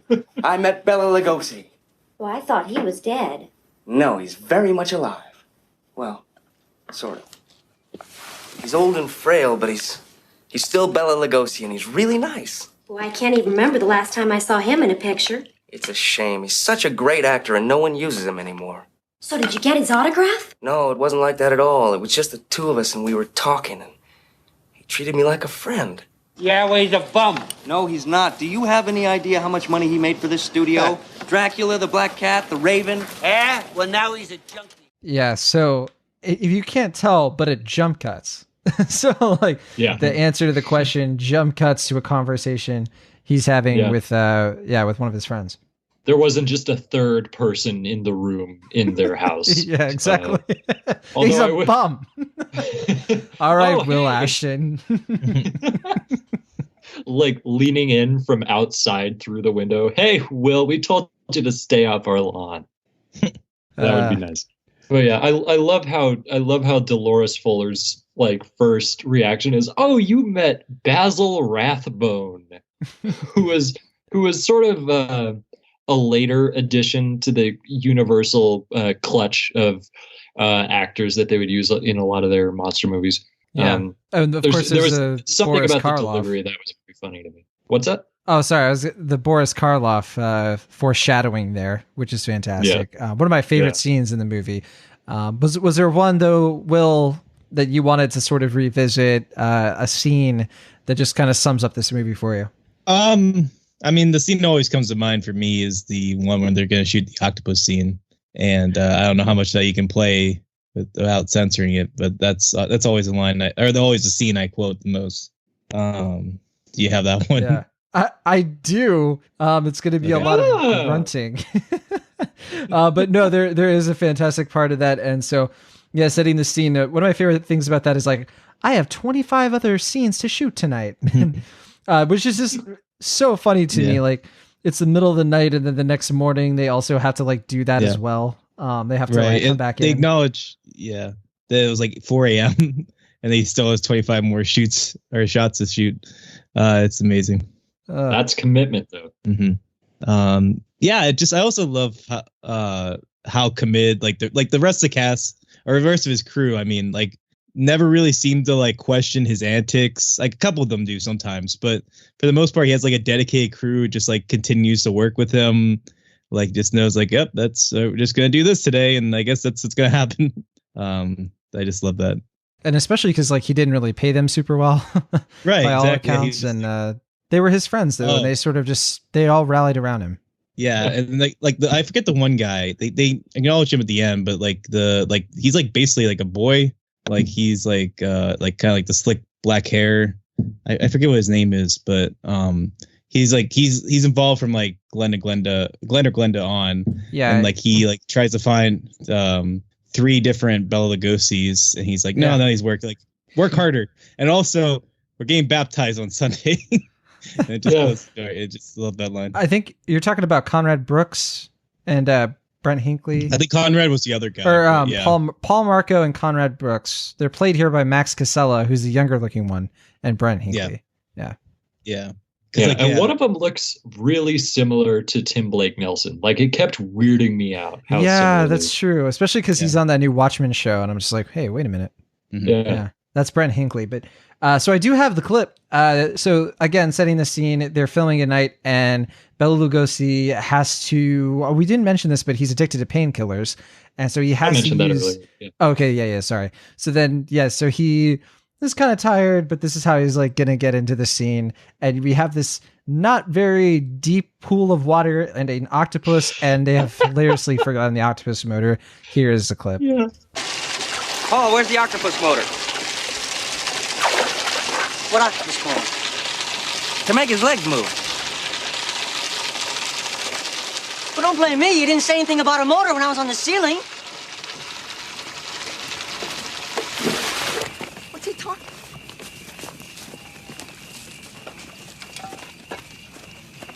Paul lost the octopus motor. All right, let's shoot this Great. Where do I go? You'll be fighting with the octopus. Out there? Yes. What happened to the stream? Well, this is gonna look a lot better. We have to match it to the stock footage of the octopus underwater. Oh, for Christ's sake. God damn, it's cold. It'll warm up once you're in it. You come out here. Hey, throw me that whiskey.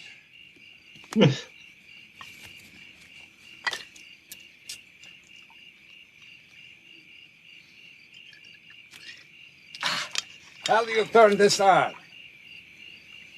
Well, somebody misplaced the octopus motor. So when you get in there and fight with him, shake his legs around. It looks like he's killing you. Okay. You know I turned down Frankenstein. All right, so that is this clip right before he starts wrestling the octopus. Yeah. I love the idea that there's a motor specifically designed for fake octopi. Like, what motor are they going to attach to that big fake rubber octopus that will make it flail around? They need like Morgan Freeman from Batman Begins to get some of that. Yeah, Lucius Fox. Magically. Yeah, Lucius Fox. I find it more amusing that Bela Lugosi knows about the motor. Like he just like he's aware that there is supposed to be a motor in it and that something is off without it. Where's the motor?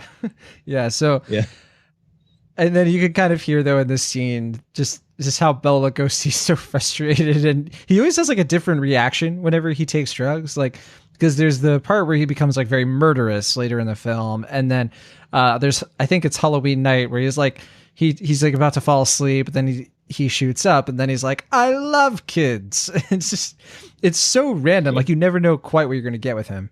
Mm-hmm. But it always concludes in sheer melancholy, and it always delivers when it gets to that point. So I love it for that. Mm-hmm. All right. I want to play one of my favorite scenes from the movie. I kind of mentioned this because I tweeted out at one point. I asked people like what they think of the movie and just sort of talk about their own personal experience, their hot takes, I guess.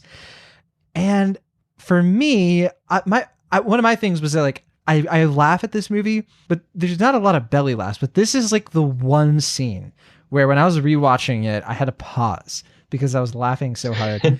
Here is that scene. So to set this up, this is past the halfway point, like right past halfway point. And they've wrapped on Bride of the Monster, which was Bride of the Atom. And we see Bunny Breckenridge, who is kind of one of the, he's helped finance and he's helped put together some of these films at this point. He's like a legacy sort of, he comes from a very rich family. And earlier in the film, he has claimed that Glenn or Glenda has inspired him to get his own sex change. He's of course played here by Bill Murray. And one of the little sneaky, subtle things I love about this scene is that Tor Johnson comes up to this character. We've never seen them interact before, but it implies so much history between the two characters. So here's the clip and kind of what I'm alluding to. Mr. Bunny, what's wrong? I heard you were becoming a lady. Oh, that. Mexico was a nightmare. We got in a car accident. He was killed. Our luggage was stolen. The surgeon turned out to be a quack. If it hadn't been for these men, I Pointed don't to the know mariachi. how I would have survived. I love this movie so much, but I love that scene in particular, just in the way that his delivery and there's like this weird hidden movie that he alludes to. It's like, what is this story? It was a nightmare. To me, just that nod of the mariachi band, the lead mariachi band member to like not only a nod, but like a knowing nod, just like that sweet like. Yeah, we went through something together, but we made it out on the other side. So great. Yeah. All right, back to you, Sam Noland. You just watched the film. A lot of stuff happened. Was there anything that you found particularly funny, or was there anything in this movie you found maybe the opposite, something you didn't like about the film, or maybe a scene that didn't quite work for you? That's a good question. The only thing, as I was watching it, that I thought could maybe be improved is that There are a lot of I mentioned before that this movie spans a lot of history. It's like a good 7 or 8 years, 3 movies, all sorts of supporting players drifting in and out of the story, in addition to the central dichotomy. I felt like there were some times where it sort of cut itself a little short. And it's not any one big, huge example, but just all throughout, I thought, okay, I can tell it's kind of rushing a little bit. I can't imagine how it would have been a lot worse if they had somehow incorporated the making of Jailbait in. So that's another reason why I'm fine with that artistic choice. Besides that, I think I honestly, I love this way more than I was expecting to. If that's the biggest problem with the movie, then I think it's brilliant. I mean, I just watched it within hours of now, so obviously some hindsight might be necessary, but this might be in like my second favorite Tim Burton movie. I think Batman will always be my favorite. I've talked about that movie before, just how much I love it, how much of a connection I have to it. This was outstanding. I really dug it. So if you're looking for complaints from me, you ain't gonna find them here, Jonathan. I do. Can I complain about something then? Do it. I think they kind of rush. Okay, all right. I think they kind of rush Kathy. I love Patricia Arquette in this role, but there's this whole sort of thing where she doesn't. They don't let her fully deal with his cross-dressing, or at least they never like fully explore her devotion to him, because we find out later that she sticks with him through up until his early death. And I guess I don't know. I just felt like there wasn't enough with her. I don't know. So you disagree? I agree that it could have, there could have been more time spent with her in developing her character. I don't agree with you that, like, I think to me the key to her character was that Ed Wood finally found someone who finally found another person who accepts him for who he is. And that was like the key to, like, that's why I think that scene with them in the, I don't know what you call those things, like the little, like, amusement park ride thing. They called it the Spook House. Spook House. I love that scene so much. The way it's shot, like the way it's composed, it's just such a beautiful scene to me. There's just like you have an idea like how it's going to play out, but just like the delivery of it, the performances, it's just like, that's all really Ed would want. It's just like he accepts people for who they are, and he wants people to accept him back for who he is. And for the most part, he's surrounded himself with people who has done that. But like, I mean, generally, like Sarah Jessica Parker's character, like, is okay with him throughout the film, but there's always like that clear resistance where she like never is fully on board with his creative decisions or his life choices. That's kind of a complaint I also have against the film, is how it portrays Dolores Fuller in a way. I think it's a little unfair and kind of villainizes her a little too much. I can see that. I definitely think a weaker film would have done that worse. I think it's layered enough where I think I can see where you're coming from, but I think Sarah Jessica Parker does enough of a good job where it's like, I never think she's completely villainized. If anything, she just feels like kind of overwhelmed, I think, by Ed Wood than like completely made to be like the like naysayer. But I can see what you mean by that. I don't know if I fully agree with it though. But yeah, for Patricia Arquette, Kathy, it's just that, I mean, to me, it's just like Ed Wood finally finding the person in his life who is willing to, like recognizing that, he may not be perfect. He may not be, like someone who is going to achieve everything he sets out to, but just fully willing to accept him on his own terms unconditionally. I mean, it does result in, like, by design, that can result in a fairly one note character, but I think Patricia Arquette and the way that her character is written really makes that stand out in the way that feels genuinely moving to me. So I really enjoy the performance in her character. Arquette is good. Arquette, would you believe me if I told you I have a clip of the Spook House? Yeah, I was gonna say, please do, because I want to talk about it. We got to play it. Yeah. Kathy, I'm about to tell you something that I never told any girl on a first date. But I think it's important that you know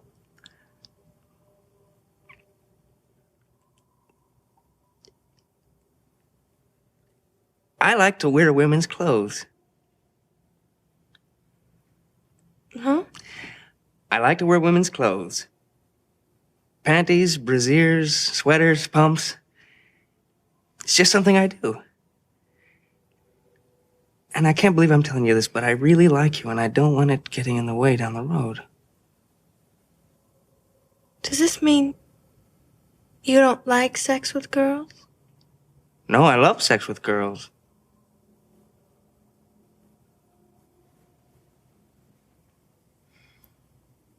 Okay. Okay. Okay.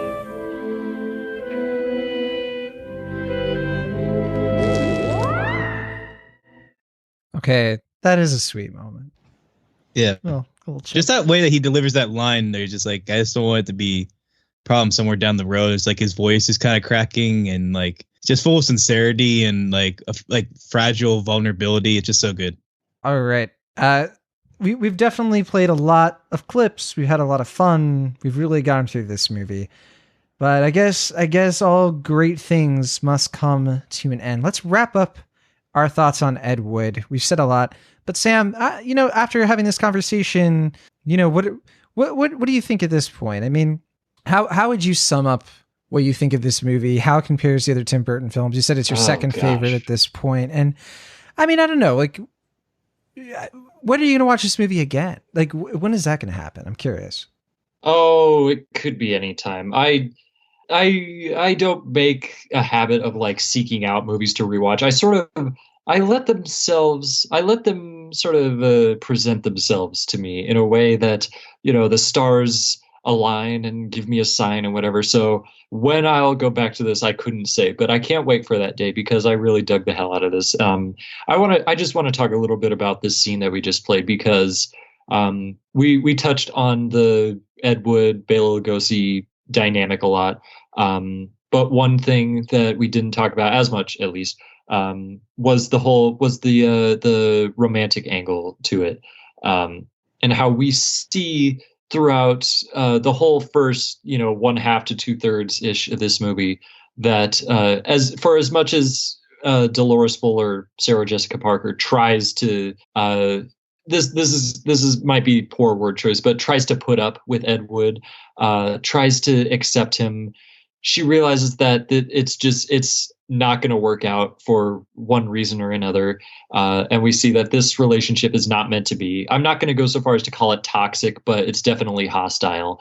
And so and for that reason, this scene that we just listened to just literally brought me to tears as I was watching it, and almost just did it again while we were listening back to it through the wonderful miracle of technology, because that is really the heart of this movie, is to find someone who is willing to, I don't want to, it's saying accepts you for who you are is too simplistic, but that's basically the heart of it. It's someone who is willing to understand and to get on your level and to realize what makes you special and everything. And this goes in everything from romantic relationships to friendships, to acquaintances, to coworkers, to everything. To making a movie that finds its audience, even if it's flawed.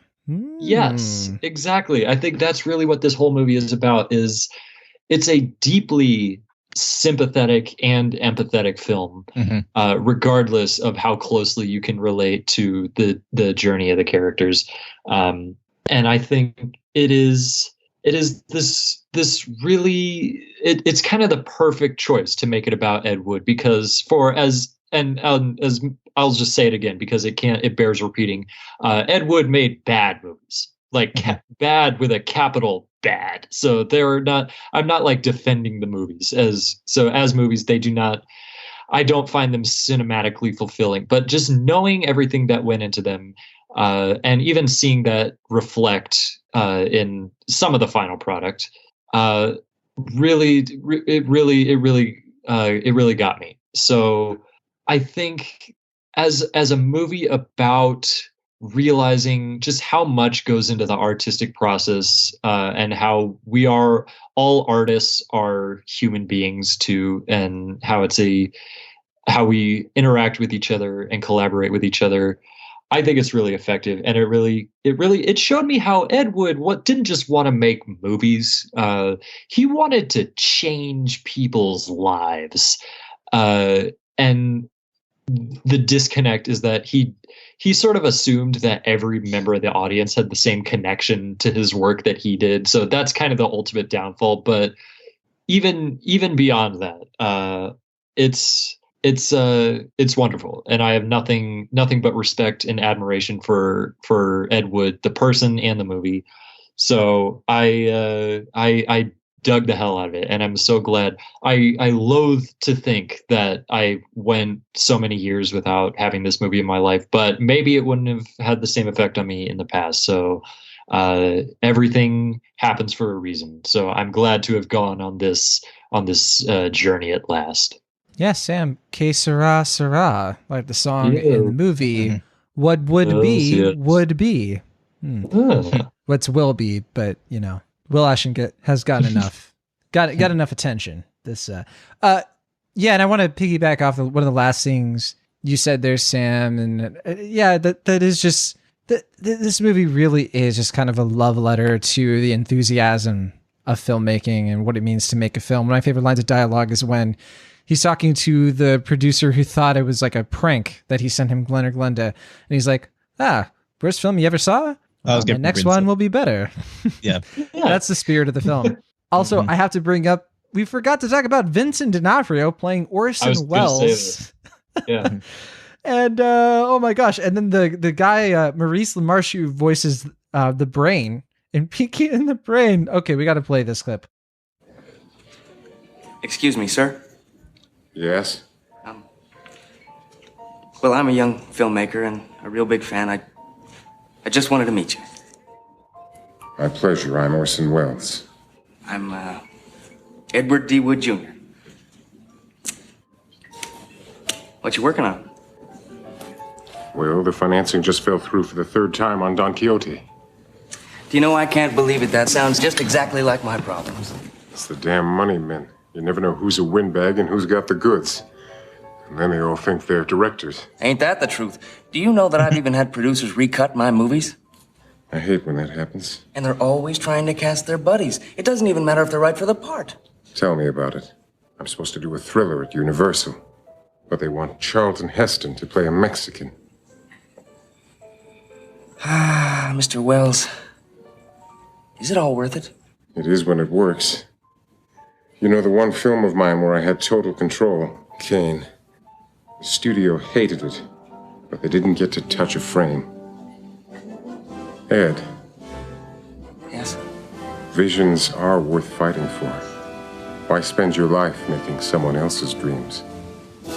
Right. So I think that's the thesis. I think we need to stop making other people's dreams, and we need to start making the Extra Milestone podcast independently.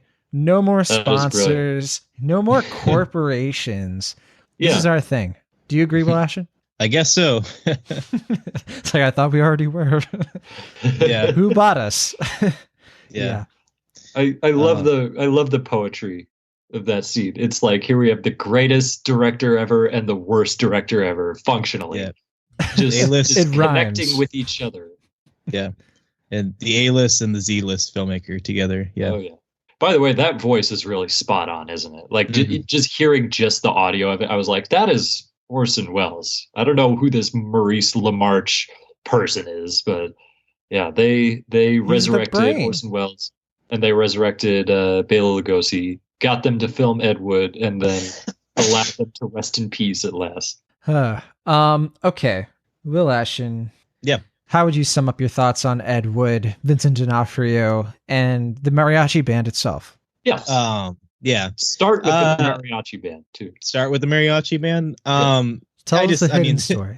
I mean, I think I already said my thoughts on the mariachi band, but just like I said, I mean, like that could have been such a cheap gag in like lesser movie, but just like, I don't know who the actor is, but whoever the lead of the mariachi band, just the way that he knowingly smiles and nods at Bill Murray, it just makes the whole joke. Like, it could have easily been like a very cheap throwaway gag, but it just had like knowing nod of just like, yeah, we went through some stuff, but we made it out. It's just so good. Like everything else in this movie, it's just like everything in this could have been worse, or it just could have been like way over dilated or overdone.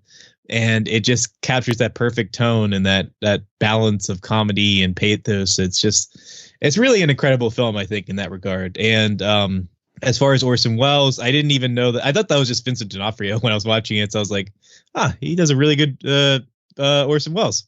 They found out. No, he actually. The little side story with that is he wanted it to be his voice, right? But then they were like, oh, it doesn't sound enough. He actually directed a short film where he plays Orson Welles not too long, years and years ago. I don't remember what year it was, but that was his chance, and I've never seen it, but he got to be Orson Welles fully and for real at one point eventually. Well, at least he got that chance, I suppose. But I also wanted to piggyback real quick on that scene we were talking about earlier with them in the what was it called, the spook house. Spook house. Yeah, I think another reason why I think that is such a touching, meaningful moment is because even though Ed Wood had such a lasting and loving relationship with Bela Lugosi, it's clear that like the movie kind of goes out of its way to show that like he never, even as close as he got with him, like he never really brought that up to him. Like he like, kind of alludes to it. And there's like the one scene where he's like at the typewriter where he like almost brings it up, but then he like restricts himself. So it's like the one part of his life that like as much as he was open with his collaborator Bela Lugosi, it was just like the one, and he was, vice versa, that Bela Lugosi welcomed him into his life. It was just that one thing that like was so personal to Ed Wood that he never really, like, even as comfortable as he was like on set, like wearing women's clothing and expressing himself, it's like always in the scenes where Bella is not there. And so there was like that like kind of like hidden desire to have someone like extremely close to him accept it, and that's having Patricia Arquette's character finally do that is, I think, another reason why that scene is so touching. But for the film itself, I mean, I don't know how much more I can say without rattling on and on, but it's just a great movie. I think it really works sensationally well. And like I said, there are so many ways that could have fallen flat or not worked, or felt like it was poking too much fun at the filmmaker, or would have seemed insincere, or trying to, like, because like a lot of these movies, like they kind of have an air of like, I don't know what the word is, but like superiority. Like a lot of these films, I think, kind of fall short because it does feel like A-list celebrities kind of like punching down at like lesser filmmakers, and I never got that sense from this film. Like it does seem like Tim Burton and everyone involved in the making of this film genuinely like Ed Wood, and like they appreciate that, like, yeah, he didn't make great movies, but he found his audience for a reason, because he had that spunk and that sincerity and that desire to make something of himself in his life, even if he didn't quite have the talent or the know-how to pull it off. And I think that's what makes it work so well. It's just a great movie in that regard. And I think it's also an insanely rewatchable movie as well. So I always get some enjoyment out of revisiting this film. And I hope through this podcast, more people could check it out as well. Agreed. If I have to sum things up, I honestly think this is one of our great biopics. It really is. And you threw out the word masterpiece earlier. I wrote it down because it's like, we're going to have to talk about this later. Yeah. You said the M word. I think this does actually fulfill a criteria of masterpiece that does not get filled by most films. People like to just call masterpiece because it's fun. It's a great word to say out loud. Right. But I think what makes this one, for me, a convincing, like, I can get that argument and that persuasion of masterpiece is it's one of a kind. There's no other film like this. There's no other biopic like this. I mean, can you think of a biopic about a man who made terrible films, and it has this same sort of just like, it's tackling somebody's life with both irony and sincerity at the same time? Like, you really just don't get films like that. Yeah, I mean, the only other film I could think of, and I brought this up on Cinemaholics already, is Mario Van Peebles' Badass. That like the closest I could think of, which is about his father making Sweet Sweetback's Badass song. Which even that still is like not really like, that doesn't say like the film is bad. It's just like recognizing how a cult classic became a cult classic. So it's in the title, right. So it's just like, again, like that's as close as I can get to a film that gets to this level. But that's not even like, it's still, I think this movie is still on another level altogether, and I think we're all the better for it. Right. I would say this is, I think it was Gene Siskel who said that this film should be taught in film schools, which is like obviously long before that meme, right? But I think he was being very sincere. He and Roger Ebert loved this movie, and they both thought that this was like, if you love film, if you love movies, and you have even an entrepreneurial spirit, this is a film that will speak to you in some way, because it presents this like almost like this alien of a human being who, at least through the screenwriter's vision or interpretation, and Tim Burton himself, was this energetic, dauntless human being. And it's just so, it's not poetic, but it is such a punchline that the movie ends with like this big dramatic ending where he's shown his movie. He has the iconic line, "This is the one I'll be remembered for," proposes to Kathy, and they drive off, and it's raining, and it's Hollywood, baby. And then cut to the words come on screen, "He died penniless, drunk and alone." Like, it's just, and when that happens and it goes through it, and you're like, oh, he dies, and this person dies, and oh, Dolores Fuller, the villain of the movie, becomes like one of the best songwriters of her generation for Elvis Presley. Like, it's absolutely uncanny. And it sounds like you have something to add. I mean, I'm speechless. I mean, to me, it works because, like, I think other films could try to do this as a way of sugarcoating it. But for me, it just seems like Tim Burton and the screenwriter's very sincere and sweet way of giving a person who just never really had a happy ending as best of a happy ending as they could. And to me, that is really a sweet sentiment of the filmmakers, to give them this like Hollywood ending that they obviously never had and never will have. And so I just find it very touching that they ended the film this way. And as we alluded to earlier, like, even though it is kind of played over the top, like, I think the stylish elements allow it to be kind of over the top without it being too corny or too sappy or anything. But I just think it's again a testament to how good this film is. It's as soft and fuzzy as an Angora sweater. Yeah. All right, let's finish this episode with one last clip. I had to do it. This clip is from, I had to do it too, probably my favorite scene. And, well, not my favorite scene. It's one of them. I don't have a favorite. But this is the one that really sums up the movie for me. So let's finish on this note. Brother. Well, praise the Lord, brother. Do you reject Satan and all his evils? Sure. In the name of the Father, the Son, and the Holy Ghost.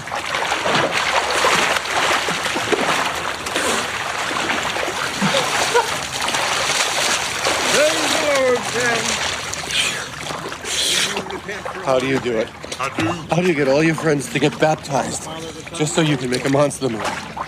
It's not a monster movie. It's a supernatural thriller.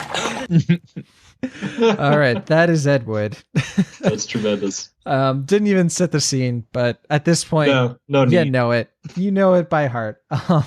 Thank you as always for listening to Extra Milestone.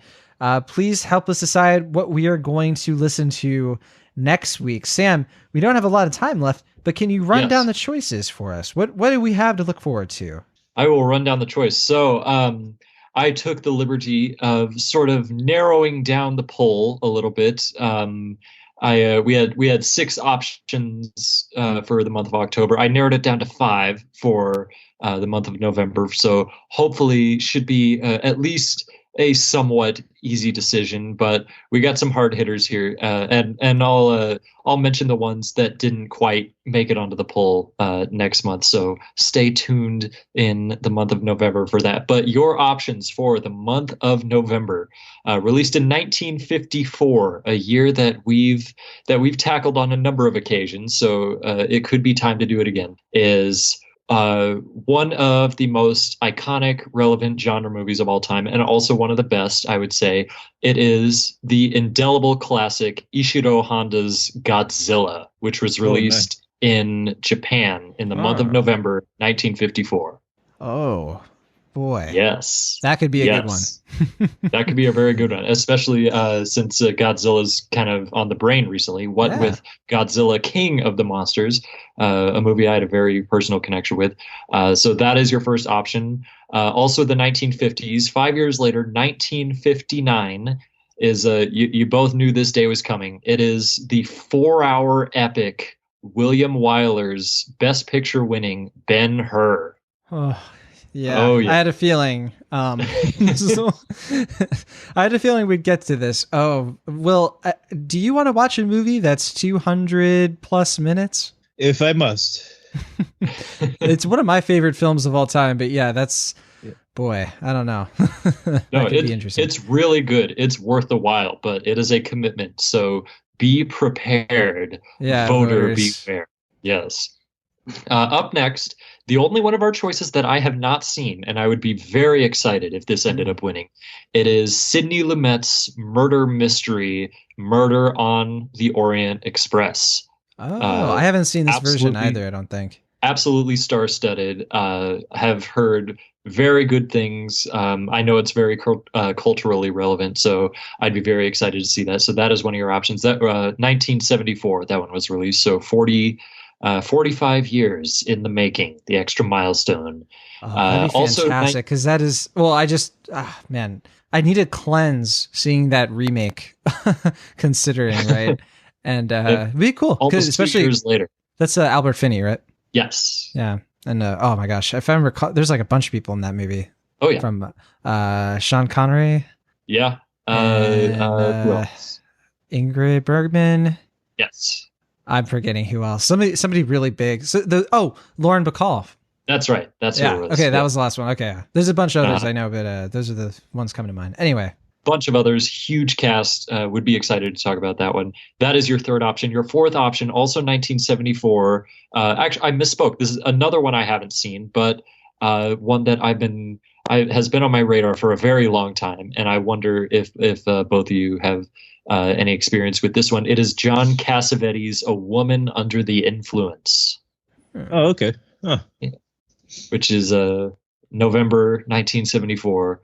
One of the most acclaimed movies of all time. So I would love to finally get around to that. I don't even know what it's about. I know that little about it. Talk about a filmmaker who do whatever it takes to get a movie made. There you go. Yeah. I like all these 70s options, to be honest with you.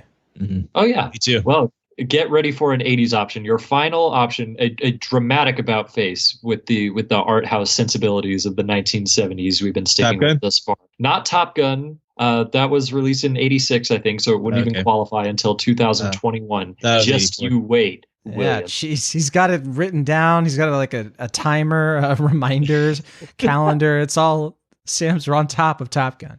Yeah, you joke about that, but I've got this sketched out for at least until the end of 2020. God. So I feel like I'm gonna be like 63 years old. I'm just gonna get a phone call. John, you ready for the next Extra Milestone? yes, because I'm Casey Kasem, apparently. That's like that must be what's going on here. But no, what it actually is the inimitable horror slasher classic, the debut of Freddy Krueger, A Nightmare on Elm Street. Okay. Yes. I don't wanna. Why not? That's a November movie? It's another Johnny Depp movie. Oh yeah, it is. Oh yeah. 10 years earlier. Yeah, it was it premiered at a horror festival in Germany in October, but it did not go wide in the United States until November 1984. So that qualifies for next month. That's the opposite of Craven. Yes. Oh boy, I don't know, Sam. Is that really an extra milestone? Well, I guess it is pretty significant, but it's not even that great of a movie. It's very significant. It's what? I don't even think it's that great of a movie. It's just it's Oh, good, I don't but either. It's not. But it's relevant, and so Yeah, it is relevant. and I would consider it better than the few other movies that I nixed from the list. So those are your options. Just running through them one more time. It is Godzilla, Ben-Hur, Murder on the Orient Express, A Woman Under the Influence, and A Nightmare on Elm Street. Vote wisely because it does matter. This is tough. I kind of want to do. I'm more curious about Woman Under the Influence because I've never seen it. And a 70. It would be good to do another 70s movie, and it would be our first 1974 film, right? Yes. But on the other hand, Murder on the Orient Express, which also, gosh, I don't know. What do you think, Will? Yeah, I mean, I'm between A Woman Under the Influence and Godzilla. I'm sick of Godzilla. Oh, who can be sick of Godzilla? After this past you summer. think you're sick of Godzilla, Jeff? Yeah, exactly. No idea. Yeah, I mean, I'm always down for some Godzilla, but I mean, it would be good to get a Cassavetes under my watch list because I've only seen one other Cassavetes film that he directed film by Cassavetes, so it'd be good to get another one checked off. Which one were you leaning towards, Sam? You know, it's a tough decision because I think I love the original Godzilla, so any excuse to talk about that would be brilliant. So obviously I would have no qualms with that. I don't even care that I watched 40 of those damn things earlier this year. I'll go back to the OG Godzilla.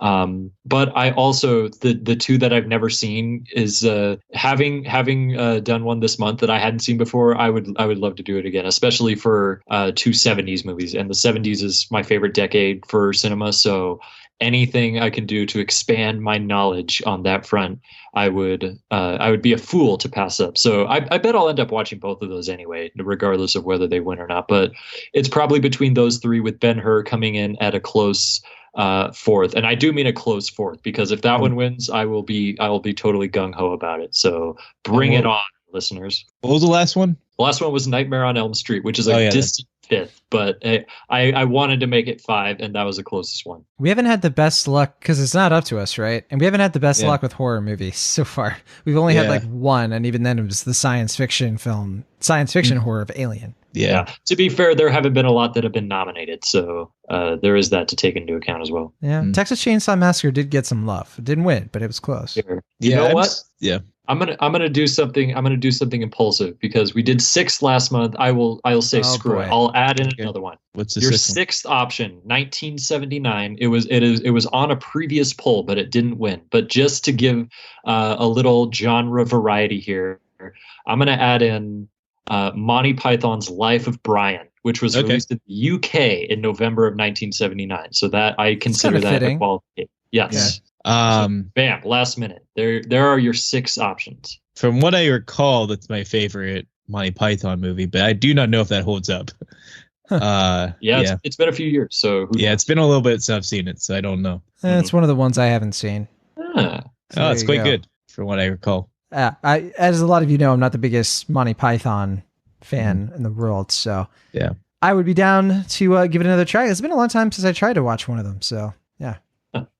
But all right, if you, like I was saying before, again, it's not up to us. We want the listeners to decide, as always. 2 ways for you to vote. We prioritize the votes of our patrons, of course. If you are a patron of Cinemaholics, just go to, or if you're not a patron of the Cinemaholics, go to patreon.com to find out how you can become one and participate in our Extra Milestone poll. And you can also go to cinemaholics.com, find this episode under Extra Milestone Podcast, and check out this episode's comment section and let us know which movie are you thinking and why. Let's talk about it. And you have some time to do that because we are recording this at the end of October and November is just upon us.